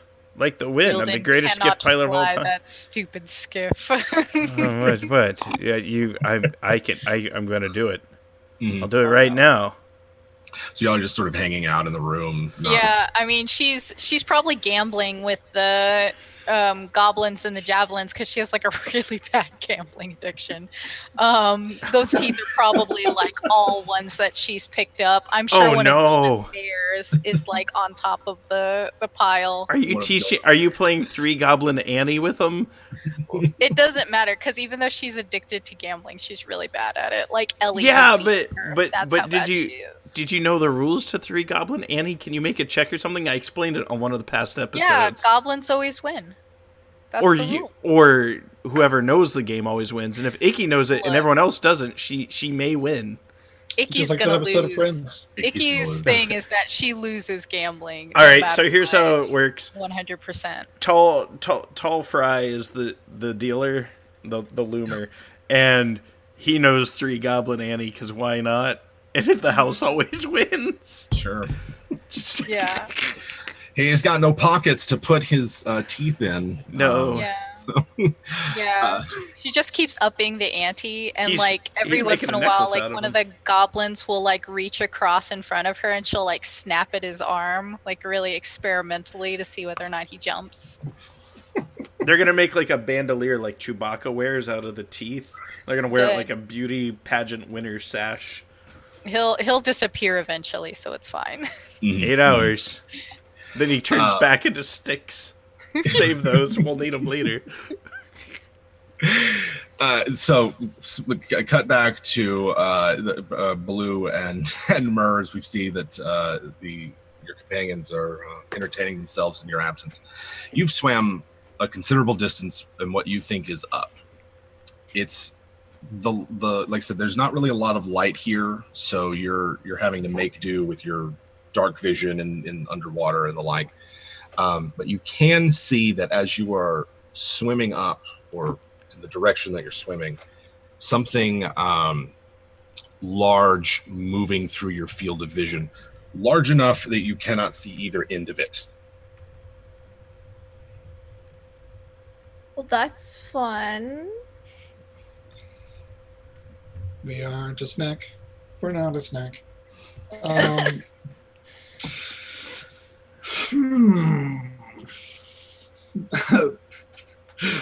Lungfish Blue is just going to be like,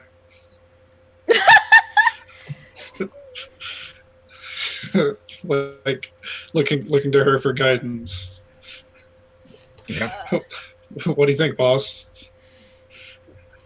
Which direction is it moving? Like towards us, or like just in our like? It's moving across your field of vision. So like you're swimming up, and there's this. And it's moving over. You could see like patterns on maybe what might be scales or something. It's definitely reptilian, Oh. but not fluid like a serpent.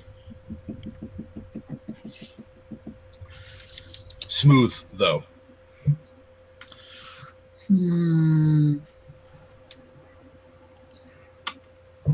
You're about to hit it. I mean, Keep swimming.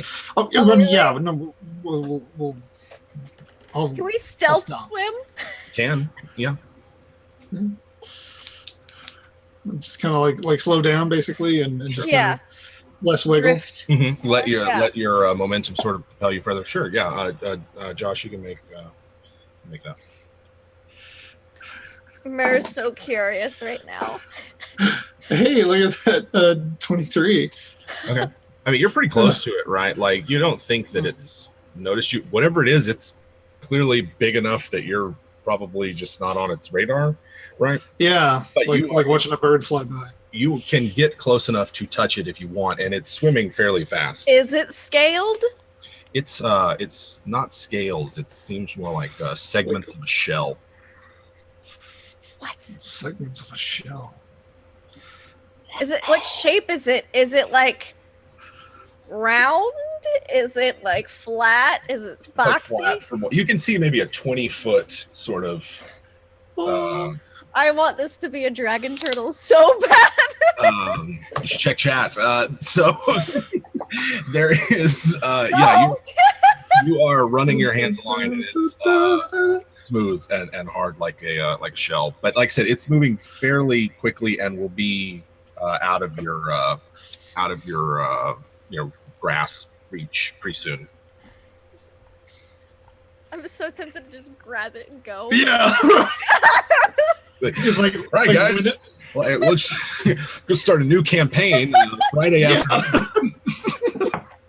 Blue and Mer. What was the oceans? It's like merfolk only campaign. Right. It's It's life Triton aquatic. and portals and yep. Is there a jaguar shark? So yeah. Yeah. Okay. So unless Merg grabs hold of this thing, Baloo's not gonna run into it. All right. So you're sort of like swimming nearby it. Mur has reached out, fingers trembling against the shell. Okay, yeah, somebody already made it. the Uh-huh. joke. Uh-huh. Merfolk, mermaid. Yeah. Okay, Sure. all right. It's I was about to gonna be. step in and Wonder make how it. they You got can the- tell you're getting to the end of the shell. You can see massive scaled tail or some kind come out of the back. Are there giant turtle feet with I their know, tiny you little try to go pussies? You try to go find it. Hell yeah! Yeah. Okay. If you, Yeah, we're you swim in the direction where you think feet are, you Dude, this is Moana. We are like gliding through the water, looking at cool shit. It's beautiful. Let's do it. have Baloo make me a dexterity save. God damn it! Merv, I just want to like swim up on the side. I want to Yes. see how tall this thing is. 'Cause it sure is round and flat. It's pretty 19 plus 2. gargantuan, I would 21. say. Gargantuan, Jim? It's, Gargantuan? um, that a With a size capital category? G? yeah, it seems like it might be. Sounds pretty precise that way. What'd you say, Josh? We rolled a 19, so 21. Yeah, you don't really get caught up in the currents that this thing is. I don't even know what a dragon turtle can do. I just know that they're a thing. Oh, So- that is frightening. So yeah, you sort of like are watching it. You guys checking out the monster manual? Is that what you're doing? no. You know what this means? You know what this means? I'm going up the side. I want to see how this thing goes. It's a Not- very nice turtle, right? It says the further up you get, the more raggy. Water turtles. We've only seen tortoises. What is your Baloo's swim speed? They've been gone a long time. 50 feet. Jim, 40. For You can keep up with it. I'm using the reef shark stats for. That's fine. For That's roughing. That's fine. You can keep up with it. It does Okay, not appear yeah. that you're there. It's behind you. You guys can keep swimming with it. But Baloo, like you said, doesn't really have a good sense of direction. Damn it! The other thing is there's no landmarks around here, right? It's a Yeah. That's true. Okay. So- Is this the second river? the The second river is the actually second- an ocean. open ocean. Well, it is the land of two rivers. Um, Yeah, so- I want to swim up. I want to see how. Mers continues to swim up, not finding a surface. Oh, this is beautiful. This is beautiful. All right. At some point, we should regroup. I'm going to attempt to pantomime this to Mer. Mhm. Just be like, Right. just a series of complex How- gestures. How long can Baloo stay in animal form? 2 hours. hours. 2 hours. Until he needs to take another form. Yeah. You haven't been gone that long, but you're getting close to the point of no return. Yeah. Yeah. Hence the pantomiming. Sure. All right. Well, if that's the case, she'll See? nod. All right. Grab a hold. Let's find our way back. How long has it been for us that are playing cards? You guys have at least a short rest. It's at least an hour-ish. All right. If it's been an hour, Getting close to an hour, yeah. if it's been an hour, I immediately break up the card game and say it's time for prayers, and I force the other little goblins to be prostrate, and then I snap my fingers and send the javelins to go into the water, and they're gonna go. They have blind sight, so they don't need vision. Sure. They don't need to breathe, and they're javelins. They're very narrow, and they're gonna needle their ways through the water and try to find Mer and Baloo. That is their Nice. command. All And right. he takes the money. Okay. Yeah. Leave a big pile of money. That's for Just the takes church. Takes The the poor money back. box is for Yeah. the poor. Baloo, give me a survival roll.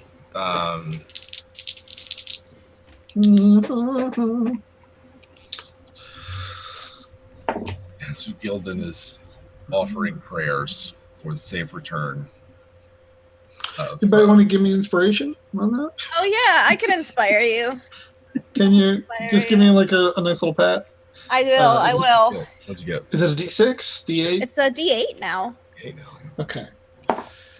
Thank you for that, because now we have an 18 Oh, okay. instead of the 12 that I rolled.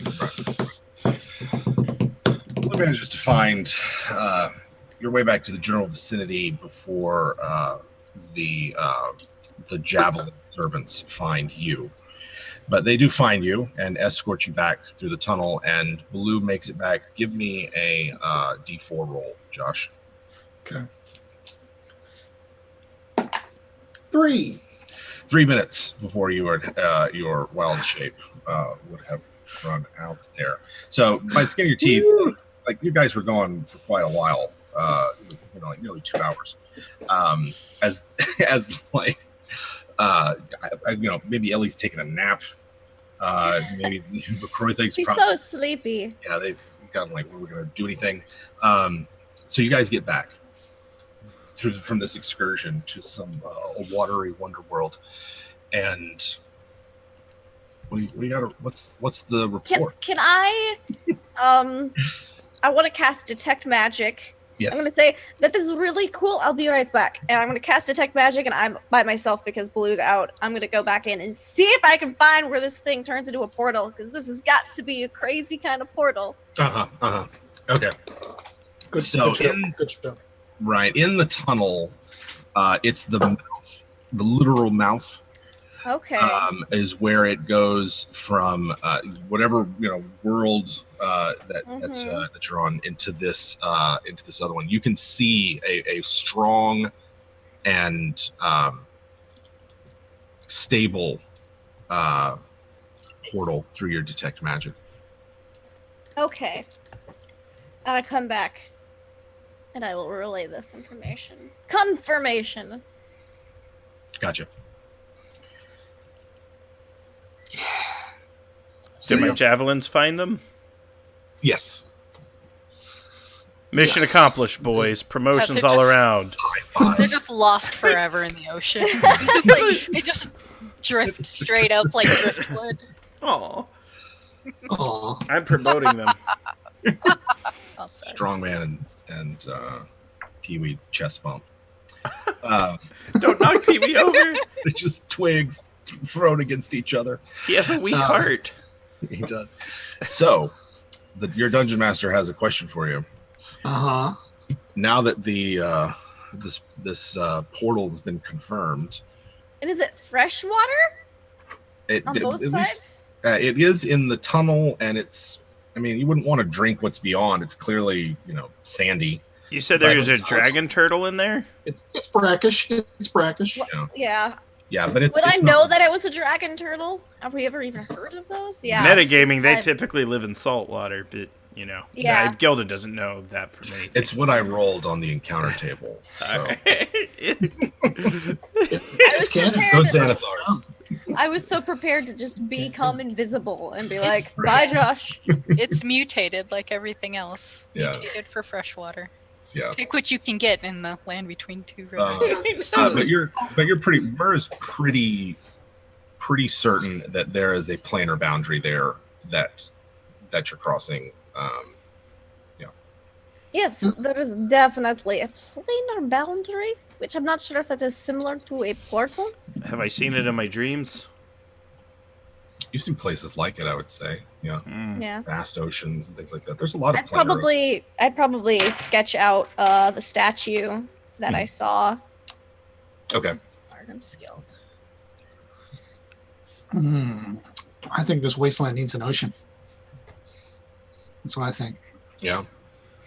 And we know where to find one. Unfortunately, the caverns are a bit dangerous. Perhaps we should take care of that ooze. All right. Yeah. There's no reason to. Yeah. No. Let's clean it out, boys. Definitely need whatever those things were that was just floating around in the land between two rivers. Just there. So you're resolved to rid this cavern of its oozy infestation. Mur has those potions. I don't know if you were going to attempt to use those, but otherwise, it sounds like that spell power was going to be plan. Do I have y'all? Do I understand y'all right? I don't think fire resistance is going to help us much. And this divination, I don't think that's. Maybe that can help us. I thought someone said like pour some of them in there. Just yeah, we do have some bad potions. Can I find the grossest looking bad potion? It's like chunking them in. It's probably a waste of a poison, but why not? I kind of want to see something. Yeah, maybe like a mid-grade bad one. I have 7. We'll just, Yeah. just get one of those. Okay. Let's see here. All right, where's my random table at? Here we go. So Mer's got some potions that you think you know, some of them are like, this one's just far gone. It's probably inert, but there are some that look volatile. The magical ingredients in them are unstable and have corroded to the point that they could be. Yes, I will just throw one of those in there. Okay. Mur has returned to the room with the ooze god and has thrown one of the bad potions into it to disrupt it. Gildan, you were going to use the Guardian of Faith spell, yeah? Yeah. And then how about Baloo? What do you got for us, Baloo? This ooze is different than the one we fought a second ago. I don't remember if I tried to use fire. I think I did. I think I had Flame Blade out, and I tried to use fire on it the first time. You flame bladed the sorcerer. Yeah. Okay. But who's still there, right? Like still on the just on the ground. Well, I'm going to start just chucking flames at him. In fact, I'll get excited and channel Matrix Fury and start throwing fire like nobody's business. Okay. That's what I will do. All right. So Blue is going to go all out, furious attack with fire. How about Icky? Icky's pretty much gonna follow people's lead and stick with her short bow because she doesn't want to get near it again. Yeah. Not doesn't want to step. She's not super excited about like taking a bath in it or anything. She can't bite it. She can't really cut it up. To her knowledge, she can't really cut it up a lot with her sickles. So she's gonna stick to what she knows. And she's gonna let Skitterstep just like hang out in her bag and help her. Because like Skitterstep can't really bite it either. So not would not want anything like that. All right, so Mur's throwing her potion. Gildan and Blue are getting ready to cast their spells. The fighters in the back, the warriors, not going to go anywhere near that thing. Let's go ahead and roll initiative right now, just so we have it if we need it, and we'll do that. Jeez, man, I'm rolling hot tonight. I got a 19 for my initiative. You guys don't want to hear that, but I got a 7.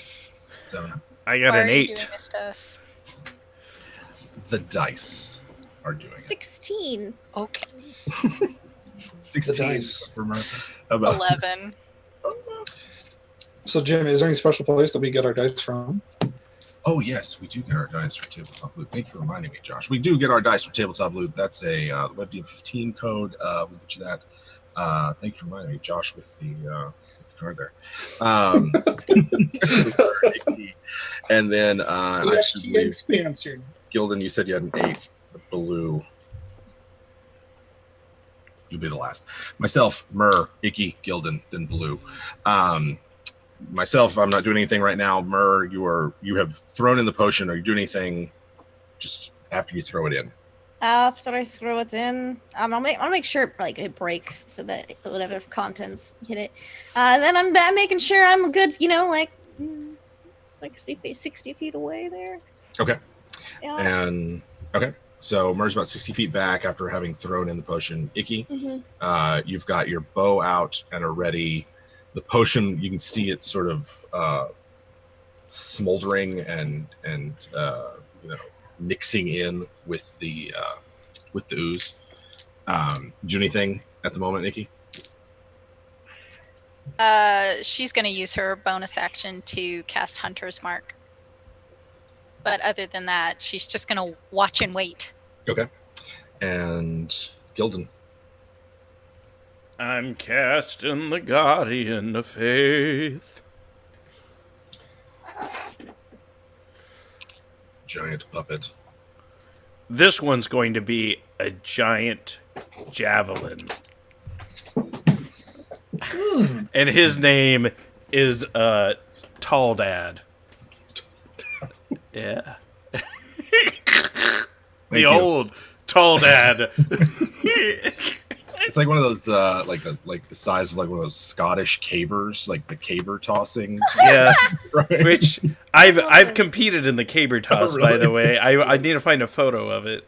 I've been caber tossed. There you go. I believe it. I may have seen you caber tossed by an unnamed streamer. Well, that means I've been caber tossed twice. Once was at an actual Scottish Highland Yes. Flogging Molly concerts. Excellent. So Gildan summons a giant javelin to help bring the creature down. That's your action. Anything else from Gildan?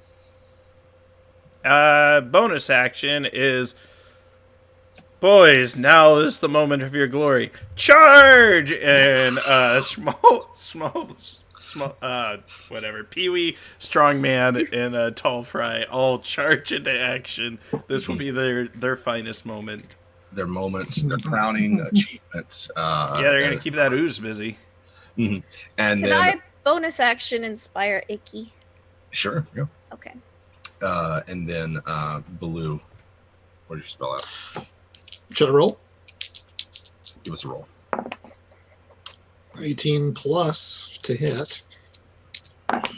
Oh god, that's bad. 7 damage. Saving, fire damage, ignore, resist. Let's see. So ignores resistance, 7 fire damage. You've just produced flame, and let's see. Here. I think I finished making my notes.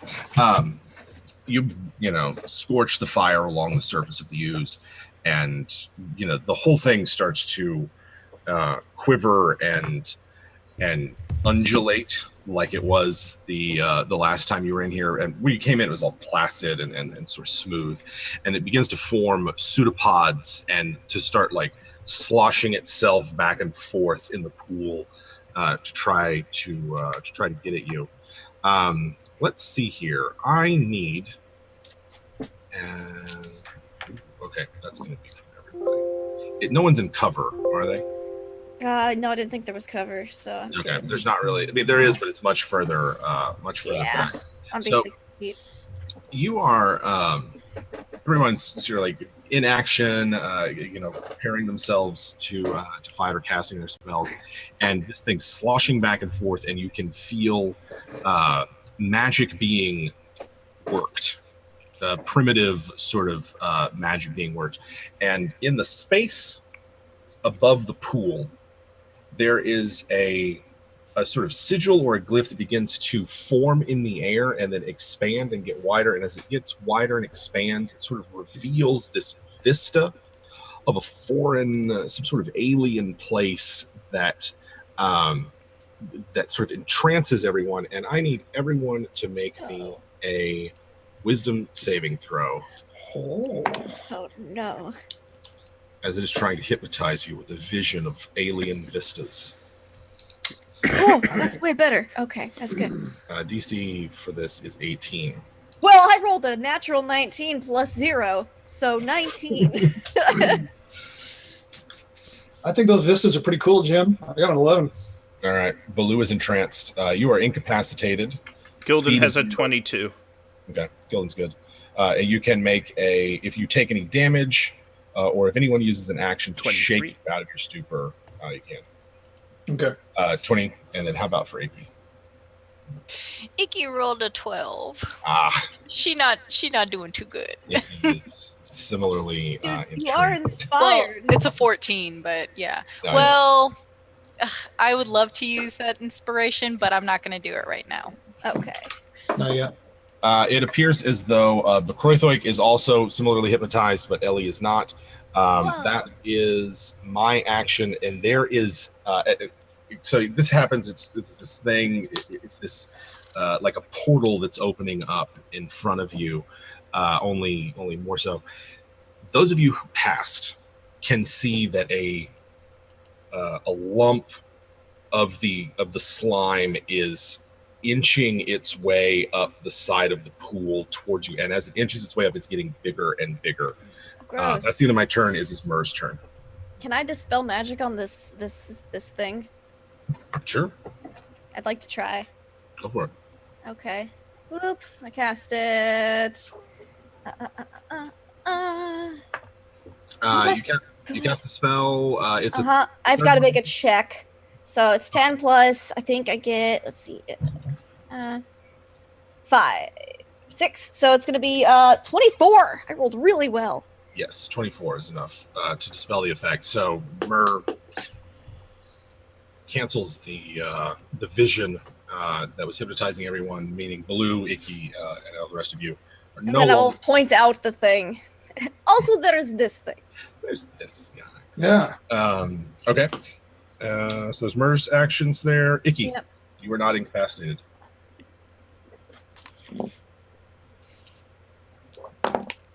She gonna shoot. She gonna go pew pew.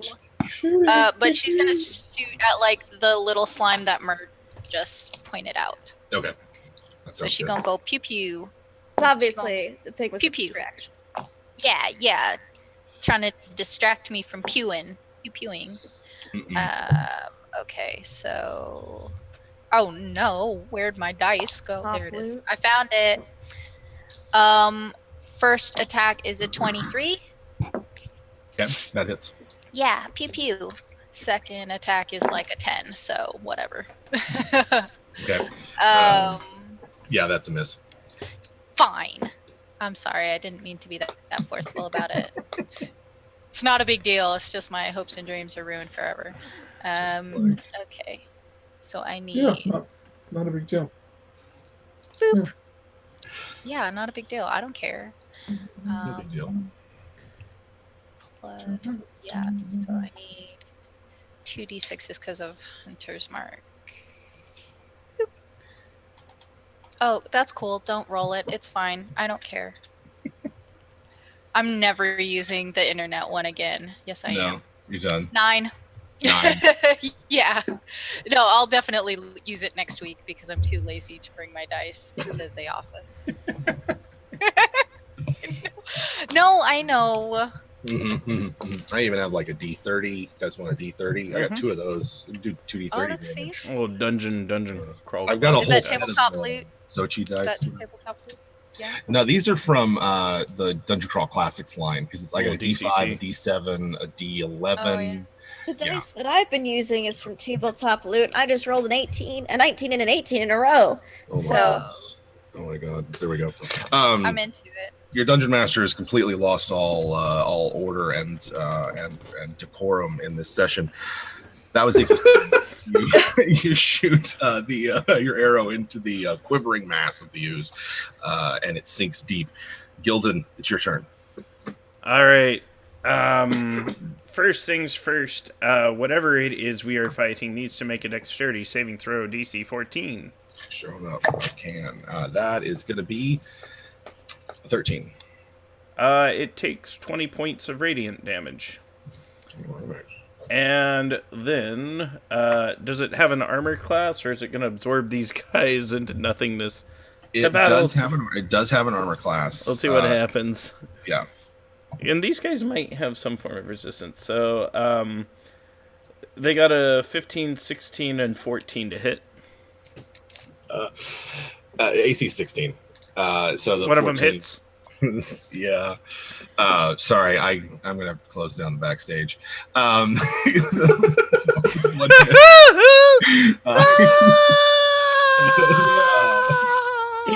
wasn't going to say anything, but Which one hit? quivering masses. Sure. How much damage, Grant?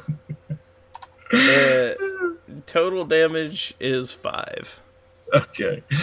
5 from that. Here we go. You can see it now. I mean, your attacks. This Pee-wee, he landed. Pee-wee's got the hit in. Something is happening, right? It's sloshing around. It's attempting to reach out and attack you. And Gildan. yeah, is, Gildan still gets his action too. that's true. And Gildan's going to run up, and we're going to do a little Spiritual Guardians with my final 3rd level spell slot. So, I believe it's got to make a save. No, it sure does. I think it's a wisdom save, and that's a 9 for my wisdom. It can't move, but so yeah, Gildan runs up and you park yourself sort of in its range. Yep. And so yeah, let me scroll down. What is that? That's like 3d8. Let me double check. I think it's 3d8. Spirit Guardians. Yep. 3d8 radiant damage. So let's roll this. It's about to be your turn, Blue. And 17 points of damage. Sweet. Radiant. Yes. All right. Damn. Gildan lays a hurting on things. I'll say. Baloo. Honestly, my best bet, given what spells I've left, is to chunk some more fire. So let's see if I can't land a crit with a produce flame. Probably not, but let's try. Okay. That's a 2! Oof. Mm-hmm. That's a bad miss. Yeah, that's a bad miss. I don't think I have any other action other than to pout. Oh, Use a bonus action to pout, Jim. Baloo pouts. Mm-hmm. Baloo pouts. It's a full action pout, so it's pretty. Crap. So your fire spell misses, but everyone's sort of magic is going off and filling the air with arcane and the like energy. My turn again. Top of round 3. I need Gildan to make me a wisdom saving throw, as you can feel magic sort of closing in around you, attempting to constrict and confine you. Okay. 18. All right. So he does not do very well. He got a 12. Oof. All right. So you are held. This is a hold monster. It was Okay. what this is. So Gildan is held. Oh. Now, let me double check something real quick. I may have had advantage on that. Okay. No, I don't think so. Always something up his sleeve. So Gildan would run up. There was the I think so. Gildan's paralyzed from the hold person or from the hold monster, and this thing, that lump that was slithering out, begins to take on sort of a vaguely humanoidish shape, and its arms sort of extend into ropey pseudopods, and it attempts to make an attack. Gildan was the only one in melee, or not in melee, but like close enough to it. Yeah. Bring it on, and it's gonna take maybe some guardian damage if it wants to come and fight me. We'll have to take some. I believe I was 30 feet away, Jim.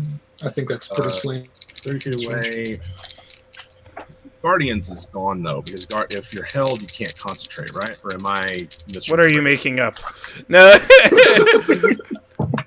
I can't remember. I'm held, right? So Yes. if I'm held, what's the The condition is paralyzed. let's double check what I can do while paralyzed. There we go. I missed with my first one, but crit with my second one. That's fine. Alright, so I'm incapacitated, which doesn't mean I'm unconscious. I just can't take any actions. But if you're incapacitated, you lose concentration as well. Yeah. Where does it say that? Page 203. Josh with the rules lawyer. But it doesn't say I that think- in D&D Beyond. No, I know, way. right? Like this is I ran into this exact issue a couple weeks ago because I was like, surely you lose concentration when you're incapacitated. It's in the Yeah, spells. that would make a lot of sense. It's not listed under the condition. It's listed in the spells. Yeah, it's in the spell section. Okay. Here we go. We're fuck it. We're gonna stop playing 5th edition. We're That's done. it. That's it. That's it. Shadows of the Demon Lord. This All time Shadows out. of Demon Lord. All the time. That's my life now.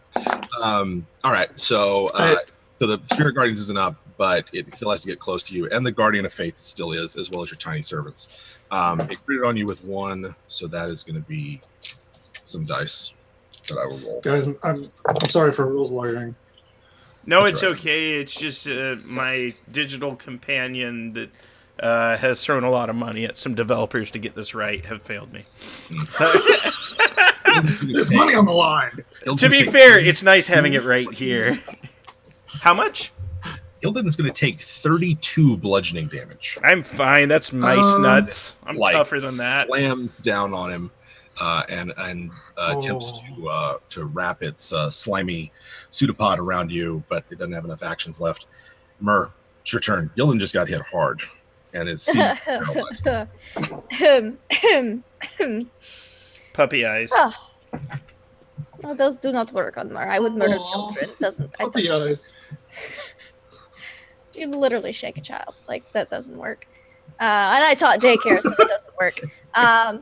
Let's see. What does Myr want to do? How close is that humanoid-looking thing with the tentacle arms? It's about 10 feet away from Gildan. It's sort of like How far is it from me? Oh, how far? You were about 60 feet back, so it's about 50 feet. Sorry, I was thinking. No problem. No problem. I am going to whisper some sweet nothings into its ears. And that's a dissonant whisper. So he has to make a wisdom saving throw. All right. Let's see if my... that's a 4 plus no. Okay, yeah, that does not beat a 16. So he is going to have to immediately move his full movement away from me, and he's going to take this much damage. Okay. Take a bunch of damage. Icky, it's your turn next. Pew pew. 17. 17 damage. Yeah, psychic damage. 17 psychic damage. I just want to point out that Gildan hit that thing harder than it hit Gildan. I did more damage to it. Gildan laid the smackdown on it with all of your... Fine. I made it run farther away from you. Thank you. It flees back into the puddle, it leaving a great big slime trail on Gildan's Tall Dad's going to beat the snot out of it. It's, unless Myr has anything else, it's Icky's turn. Yeah, I don't... you know what? She'll... Question. Answer. Did my little guys get opportunity attacks when it ran away? Ooh. Because there's 3 of them there. It has not had a chance to run away because it has to use its action to run Okay. away. Right? Like that, the text of Dissonant Whispers. So, Yeah. Yeah. Okay. Unless it has to use its reaction. Let me double check the I know exact... fear makes you wording. use your reaction. I don't know. Yeah. Check the Here's- spell. You Yeah. adjudicate it however you see fit. I just want to make sure my little guys get their swings. I feel you. Icky. Yeah. It's Icky's turn. It must immediately use its reaction to move Okay. as far. So yes, it would still get opportunity attacks, but it's a reaction, so... Go ahead and roll those up while we're resolving Icky's Cool. Uh, yeah, and then I think Myr would inspire. No, she wouldn't inspire Gildan. Oh my god, she's good. She's gonna hold on to that. Icky kill. Yeah, Icky's just going pew pew with her bow. Okay. Icky kill. So she's gonna... First time around is an 18. And the second one is a 19 plus 5, so 24. 24. All right. So those are 2 hits. Yeah, so both of those will have Hunter's Mark on it. So that's going to be 11 plus 2. No, 11 plus 4 is 15. So she'll do 15 damage. 15. All right. 2 other arrows streak into it, and again, they hit the thing. I have a question too. I don't have any colorful descriptions. Is- was is- that correct? Is Gildan being paralyzed as a result of a concentration? Yeah, let me roll concentration for the first Multiple one. attacks, yeah, because there's Icky, there's Murray. Yeah. Oh, now you know the rules. Cold-blooded. If you take damage, there's this concentration too. I'm just playing. Yeah. I'm just playing. No. I'm just playing. That was I took damage from Dissonant Whispers and then 2 arrows. So the last one, Gildan breaks free. Woohoo! His last arrow Gildan sort of like collapses back. The hold person lost concentration on it. Let's turn Icky unless you want to move. It's Gildan's turn. All right, first No, it's got... Icky, Okay. he's cool where she is. Okay. All right, first it has to make a dex save because of the Guardian of Faith. I got a 19 on that dex save. 19, so it's going to take half damage. It takes 10 radiant points of damage. It, from its running away, it got critted for 12 points of damage from Strongman, and it got hit normally if its armor class is 16 for 5 points of damage from Pee-wee. And then Gildan's going to use a second level spell slot to summon a spiritual weapon to attack it. Yeah. And I got a 16 hits. 16 hits. Yes. All right. This is... No! Sorry, I hit the wrong button. 10 points of spectral hag puppet damage. And then Gildan is running away. Tactically. Actually, no, F that. Gildan never runs away. He's charging in and he's attacking with an attack. He's going to run in there and swing his big ugly fist at it. I love Gildan's You stupid moxie. brave bastard. Yeah, if I'm gonna die, I'm gonna die bravely, and I hit it with a magical weapon, 18 to hit. 18 hits. All right, man, I should have been a barbarian. Best class in D&D. Yeah, seriously. 11 points of magical great club damage. I want you to tell me how Gildan slays the superating ooze god. Yeah, okay. So what happens is he breaks from the paralysis, and all of his little javelin buddies are ganging up on it, and the giant magical radiant javelin form smashes into it with its fist. Gildan starts like hulking out like Hulk Hogan. He starts to do that thing, and then he looks at it, and then it looks at him, and Gildan senses it has fear, and then he pulls out the good old brain buster great club, and he just jumps in and just bam pops it into a billion pieces. It sort of like loses its Religion? Yeah, it loses its religion. Sense of self. Gildan's harsh words. Anyway, it dissolves into liquid, right? Like it was this jellied kind of undulating mass of slime, and Gildan just bashes it into a puddle of caustic liquid. And I hope Bat and Gooba saw this. That's why he couldn't run away. Can't yeah, show... they saw it. They were there. They All right, witnessed. good. The cave goes quiet. Although I guess your hag or the tall daddy is still around. Oh yeah, he's still lubing about. Tall daddy. Oh, tall dad. So what do you guys do? I'm gonna shed some tears. That was close. I'm going to look around the room. There is a where's my map? You can't take its head to the Medusa. Yeah, maybe take something else. It looks like the pool that it's in. Like you were coming in at sort of the southwest of the room, and this room is sort of shaped. You realize it's like a T.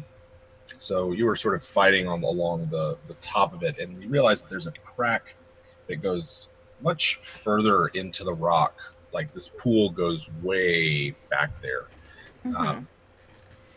Other than that, you can continue sort of through the room into what you know is the more overgrown part of this place. But you know that there's just like, unless you really wanted to just see as much ooze. No, I'm good. Put my kerchief on. Just want to look into the cracks, see if there's anything real. Why are you putting the kerchief on? Because I've been wearing this the whole time, but I don't want to have this on the whole time. Oh, I was gonna say, because now you can, if it's to like protect your lungs, you can breathe fine because you have the necklace. Yeah. No, she's just had it on. I see, a woman of secrets. I got it. You see, I'll have an actual veil for next week. It's too heavy today. you see piles of bones, skulls, rib cages, and the like. Difficult to tell how many, but they seem to be at the bottom of the ooze pool, stuffed into that back crack that's in there. That's what Mer can see. Okay.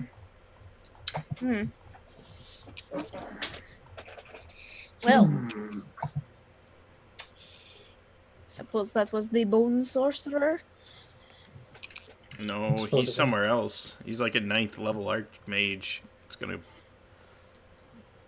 I believe This is his pet. This is familiar. So I think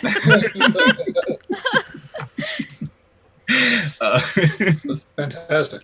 Yeah, but I mean, are y'all trying to collect some sort of trophy or? Yeah. Totally. Yeah. Something to try to show the Medusa. Like, this is totally the bone sorcerer, right? Right. He sorcelled a bunch of bones, so. Mm.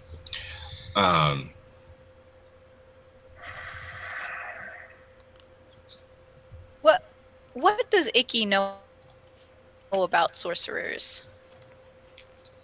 He knows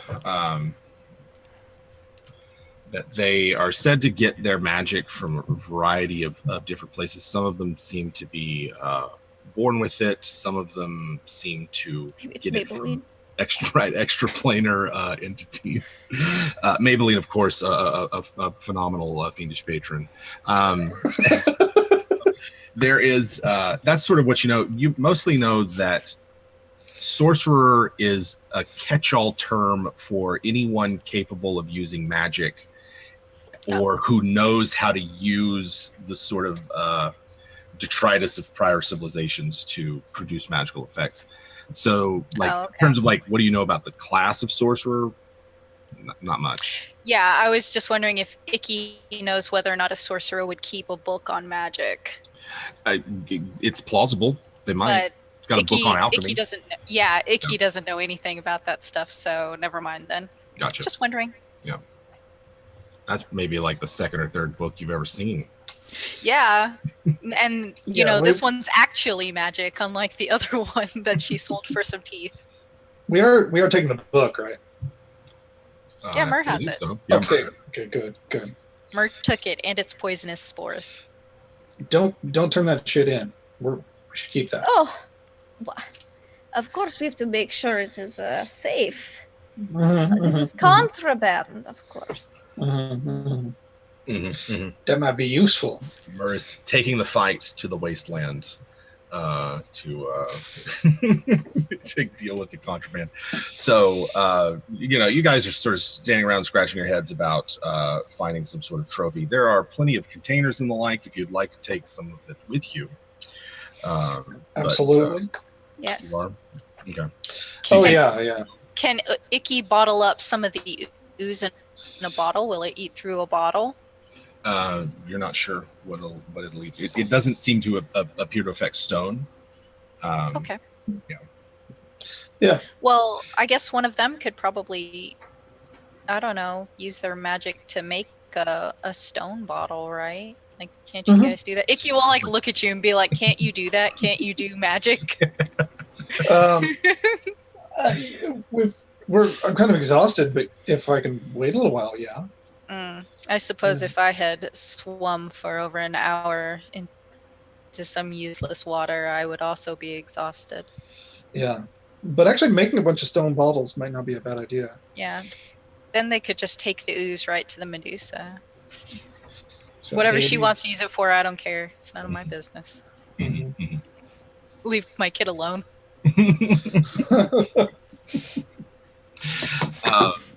There is a you would know, particularly Murray, your examination of the alchemy table, there's suitable containers to take some of this. Okay. Now, if you want to take a lot of it, that's different. But there's enough to take like some. Okay, yeah, I don't think we need all of it. So Take like just gallons and gallons. He does want a bottle for herself. Okay. Somebody do I take think it this home. would make do I think this would make a good poison? This seems much more caustic. Okay. Would it make a good acid grenade? Yeah, it's like a viscous acid. Yeah. I like how you're thinking. And it. I played Dragon Age. I know what's up. Mhm. It looks as though it would eat through organic material and metal. So pretty much like stone, glass. That's about the only thing that's going to keep it Awesome. from. I also eat through organic material. This is going great. There you go. We have so much in common. So, gathering your samples, trophies, and like, are y'all ready to exit the caverns, or Yes. I mean, for now, okay? Baloo's going to be back soon. We'll come back. We know where it is now. Knowing is half the battle. G.I. Joe? Sure. You exit the caves. Your skiff, where you left it, in the hiding spot that it was in, Good. and the only real surprise is that it is much closer to sunup than you had initially expected. And it looks like sunup is gonna, it's only an hour or so away, and you have a long trip ahead of you getting back to the Medusa. Are you doing anything before you make that trip? I mean, it'd be nice if we could rest, but if not, How close is the village? The village that you talked to those goblins. mhm. It's even further than the Medusas. Okay. This yeah, is I was the gonna say worst. that. I know. I learned how to mind read, and so I just, whatever it is that you guys want, I'm How could you? gonna be honest.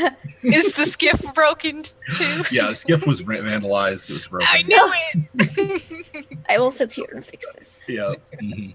Okay. It'll take 6 Ellie's hours. pregnant. To fix. That's I knew it. I knew if I didn't stand between them the whole fight, it's just like that, right? It's just I should have. like that. It's I been should a have like long time left. for it.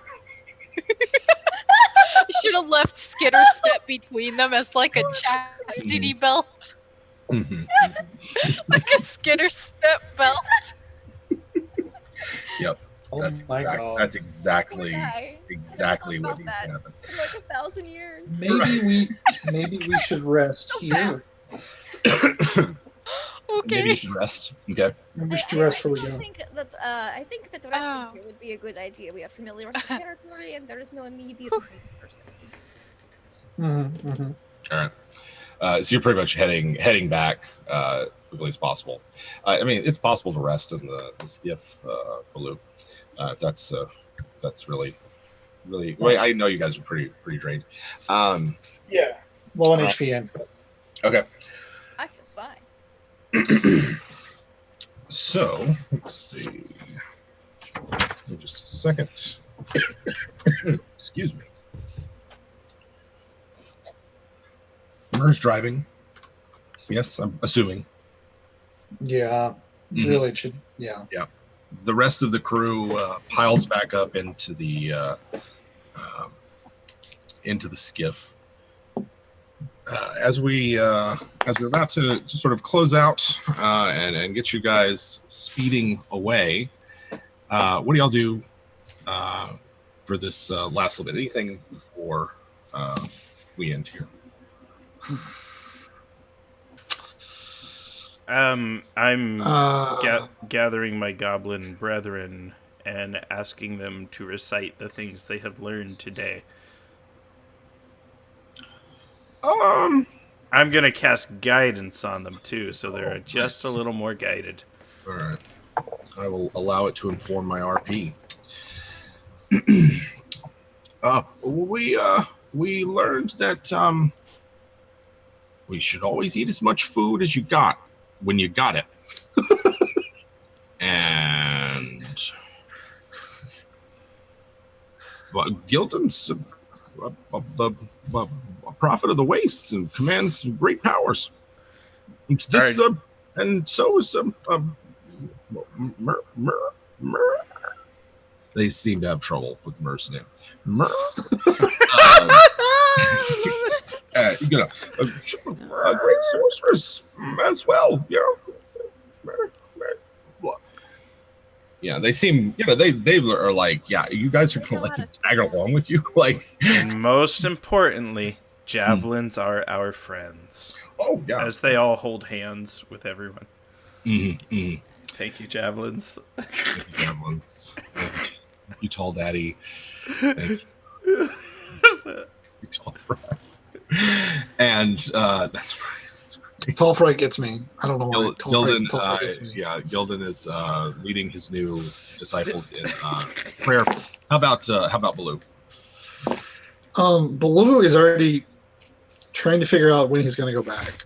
He's as he's resting and recovering spells, and he's kind of just going, how can I open that thing up? He might practice on the river, see if he can't learn some water engineering. Maybe figure out how to divert it. Okay. So that's sort of where your heads go. That's where Baloo's head's at. He's filled with engineering projects and hydro whatevers. And mm-hmm. He also, in a twisted way, he's also kind of excited about maybe flooding the Medusa's lair. That might be fun. Okay. Just don't get him lose way, because he'll drown you. I will put an ocean on your lair if you threaten us. Yeah. Well, and then as you well know, it'll take them forever to drown. Once it's like 5 minutes from her drown. It's ridiculous. Okay, so Baloo's sort of that's where his head's at, and filled with these big projects. How about Icky? Icky, first of all, counts her winnings from gambling, and then she like nudges her way like between Ellie and Axe Streamer, where they've been sitting and chatting, and she just kind of like nuzzles over and like falls asleep with her head on Axe Streamer's shoulder, just like breathing her like fetid carnivorous reptilian breath on him, snoring loudly as any reptile can snore. Just like sort of like drapes her entire body weight on him and like puts her head like right up next to his neck and just falls asleep. Just like that. Like the raptor fogging a mirror, just yeah. Yeah. And I'm sure that he's like super stoic through the first few minutes, but after a while he's like, no way. Yeah. He's just like, why? Like, she never takes the dentures out. I'm afraid of what will happen if anyone does it for her. She hasn't flossed. He's like, it's a wizard's dream. It's a wizard's dream. Yeah. So if he has any thoughts about getting romantic, he's gonna smell like Icky's breath. So as he drifts off to sleep, you hear an odd thought pops into Icky's head. Not her own, someone else's. And not in a voice that you recognize. Rix sent me to deliver the message. We approach the encampment and await your rendezvous. Icky has that thought. Does Icky have any sense whether she can answer back? She can answer back, yes. Okay. Yeah, before she falls asleep, she thinks, I do not forgive, but this will help. 3 days. I will relay a message. And that's the end of the encounter for that. And so Myr, the rest of the group is sort of in there. Gildan gathering his disciples about him as they reflect on the day's teachings as the skiff flies across the landscape. Icky slumbering upon Bokroithoik's stout and substantial shoulder, and then Baloo lost in thought for his potential projects and home renovations. Thank you for joining us this week, guys. Our heroes are on their way to rendezvous with a Deuce Queen, who something will happen, presumably. But we are not here for the next 2 weeks. We're taking the next 2 weeks off. Next week, we are shooting WebDM videos. And then after that, I have a vacation planned for myself. So I will not be here. But I do believe that Grant has something store. Yeah. So Yep. It's not your usual Land Between Two Rivers, but we will have something for you guys to feast your eyes and ears upon and check out. Although I will miss you and be here in spirit. Let's go through and see how everybody's doing. And yeah, Josh, how's it going, man? Oh, it's going pretty good. I'm feeling great after this episode. Blue wants to possibly drown thousands, but also create a new ecosystem. He's got himself a plan. He's going to provide the nourishment that this realm needs. Excellent. Whether they like it or not. Sure. So our druid is considering drowning thousands of living souls. Mm-hmm. Just build a boat. Just to build a lake. This is a Noah situation. Just build a boat. Sure. That'll be fun to play out. TK, how are you doing? I'm having a great time. Hanging out. It's me. It's TK hanging out. Icky has done something possibly terrible. We don't know yet, but it'll be fun. I guess you guys will find out in 3 weeks. Yes. Yeah, that's pretty much it. I write spooky stories on the internet. You can find those spooky stories at tkjwrites.com. You can find them at TK Joins the Fray on Twitter. You can find them on Facebook, but don't look for them. It's embarrassing. Anyway, when I'm not here, I am here on Wednesdays. That didn't make any sense. But I play Invisible Sun. It's great. I have a Valley Girl. She's cool. On Sundays, I'm on the D&D Twitch playing Hell's Bells with my fancy Prince Boy. He's very sweet. He's adorable. And then starting next Tuesday, I'll be on Don't Split the Podcast with Demon Plague, with James and Obo Crazy and Robert and Rudy. And it'll be great. That's all I have. Excellent. Bye. Thank you, TK. Lindy, how are you? I'm doing super duper spiffy. Everything went fine. We didn't get lost and stuck underwater forever, which is good. But oh man, Mer was so curious. Oh, I was even more curious. But I guess we'll have to go back and explore once we get like a submarine or something. I don't know. I can probably steal one of The those. submarine, that'd be kind of cool. But I can find whoever made my skiff. That guy I terrorized him into making us a submarine. It'll be fine. I was actually thinking of a way of turning the skiff into a submarine. I was working up a plan. No, Maybe I it's need like them a both. water I need elemental. both. I think. Both. And yeah, we'd need an elemental for water. Yeah, you can find me online at Laugh Love Lindy on Twitch and Twitter, where I play in tons of tabletop games, everything from Dungeons and Dragons to a lot of Call of Cthulhu, to I think I'm going to be playing Ryutama this weekend. Just all sorts of fun things. So just hit me up on Twitter. That's where I post when I'm going live and doing stuff. Excellent. And Grant. Hello, everybody. My name is Grant Ellis. Powerhouse.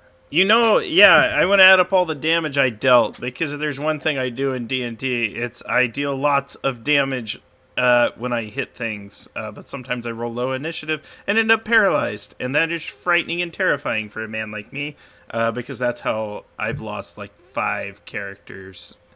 And some people are like, you've lost characters in 5th editions? I was like, look. When you run goblins and kobolds, you're gonna break a couple of them eggs. Yes, but you can find me here on Tuesdays running Production, Wednesdays running Invisible Sun, and here on Thursdays playing The Land Between Two Rivers. Next week, we're going to be running a play test for Absolute Tabletop. Matt Click reached out to me about reviewing and play testing some of their new content for their Kickstarter, and we will be running that both on a different channel on Wednesday in the middle of the day and here. The thing about the content is it's highly customizable, variable, and it never runs the same way twice, and you can run these modules for any level, levels 1 through level 20, doesn't matter. They are amazing designers, and yeah, I'm really excited to run some of their stuff next week. And they reached out to me, they're like, hey, we heard you're going to run some of your stuff. I was like, oh yeah, I'm running it on WebDM. They're like, because this is an awesome channel. Yeah. Picture Matt Click going with his new new baby. Yeah, drop the baby. Life caught it. Yeah, Absolute Tabletop are friends of the show, and we've appeared on Tim and just check us out. Absolute Tabletop has a lot of cool stuff. They've got Oath of Frozen King and this other good thing. So if you're interested in this kind of thing, check us out next week as Grant runs the rest of the gang through this thing. I myself will be middle shooting new WebDM videos, which you can find on YouTube on Wednesdays, sometimes on Thursdays. You can also find us over on Patreon, as well as here on Thursdays, Wednesdays, and Tuesdays. I don't remember the order that the days of the week come in, and I failed that grade, which was kindergarten. So I really appreciate you guys coming out and hanging out with us. Go check out the show sponsor, Tabletop Loot, dice, cups, t-shirts, dice jails. You get a little a coin or a token that you can use for inspiration, that kind of thing at your games. So go check them out and support the show, support our sponsors.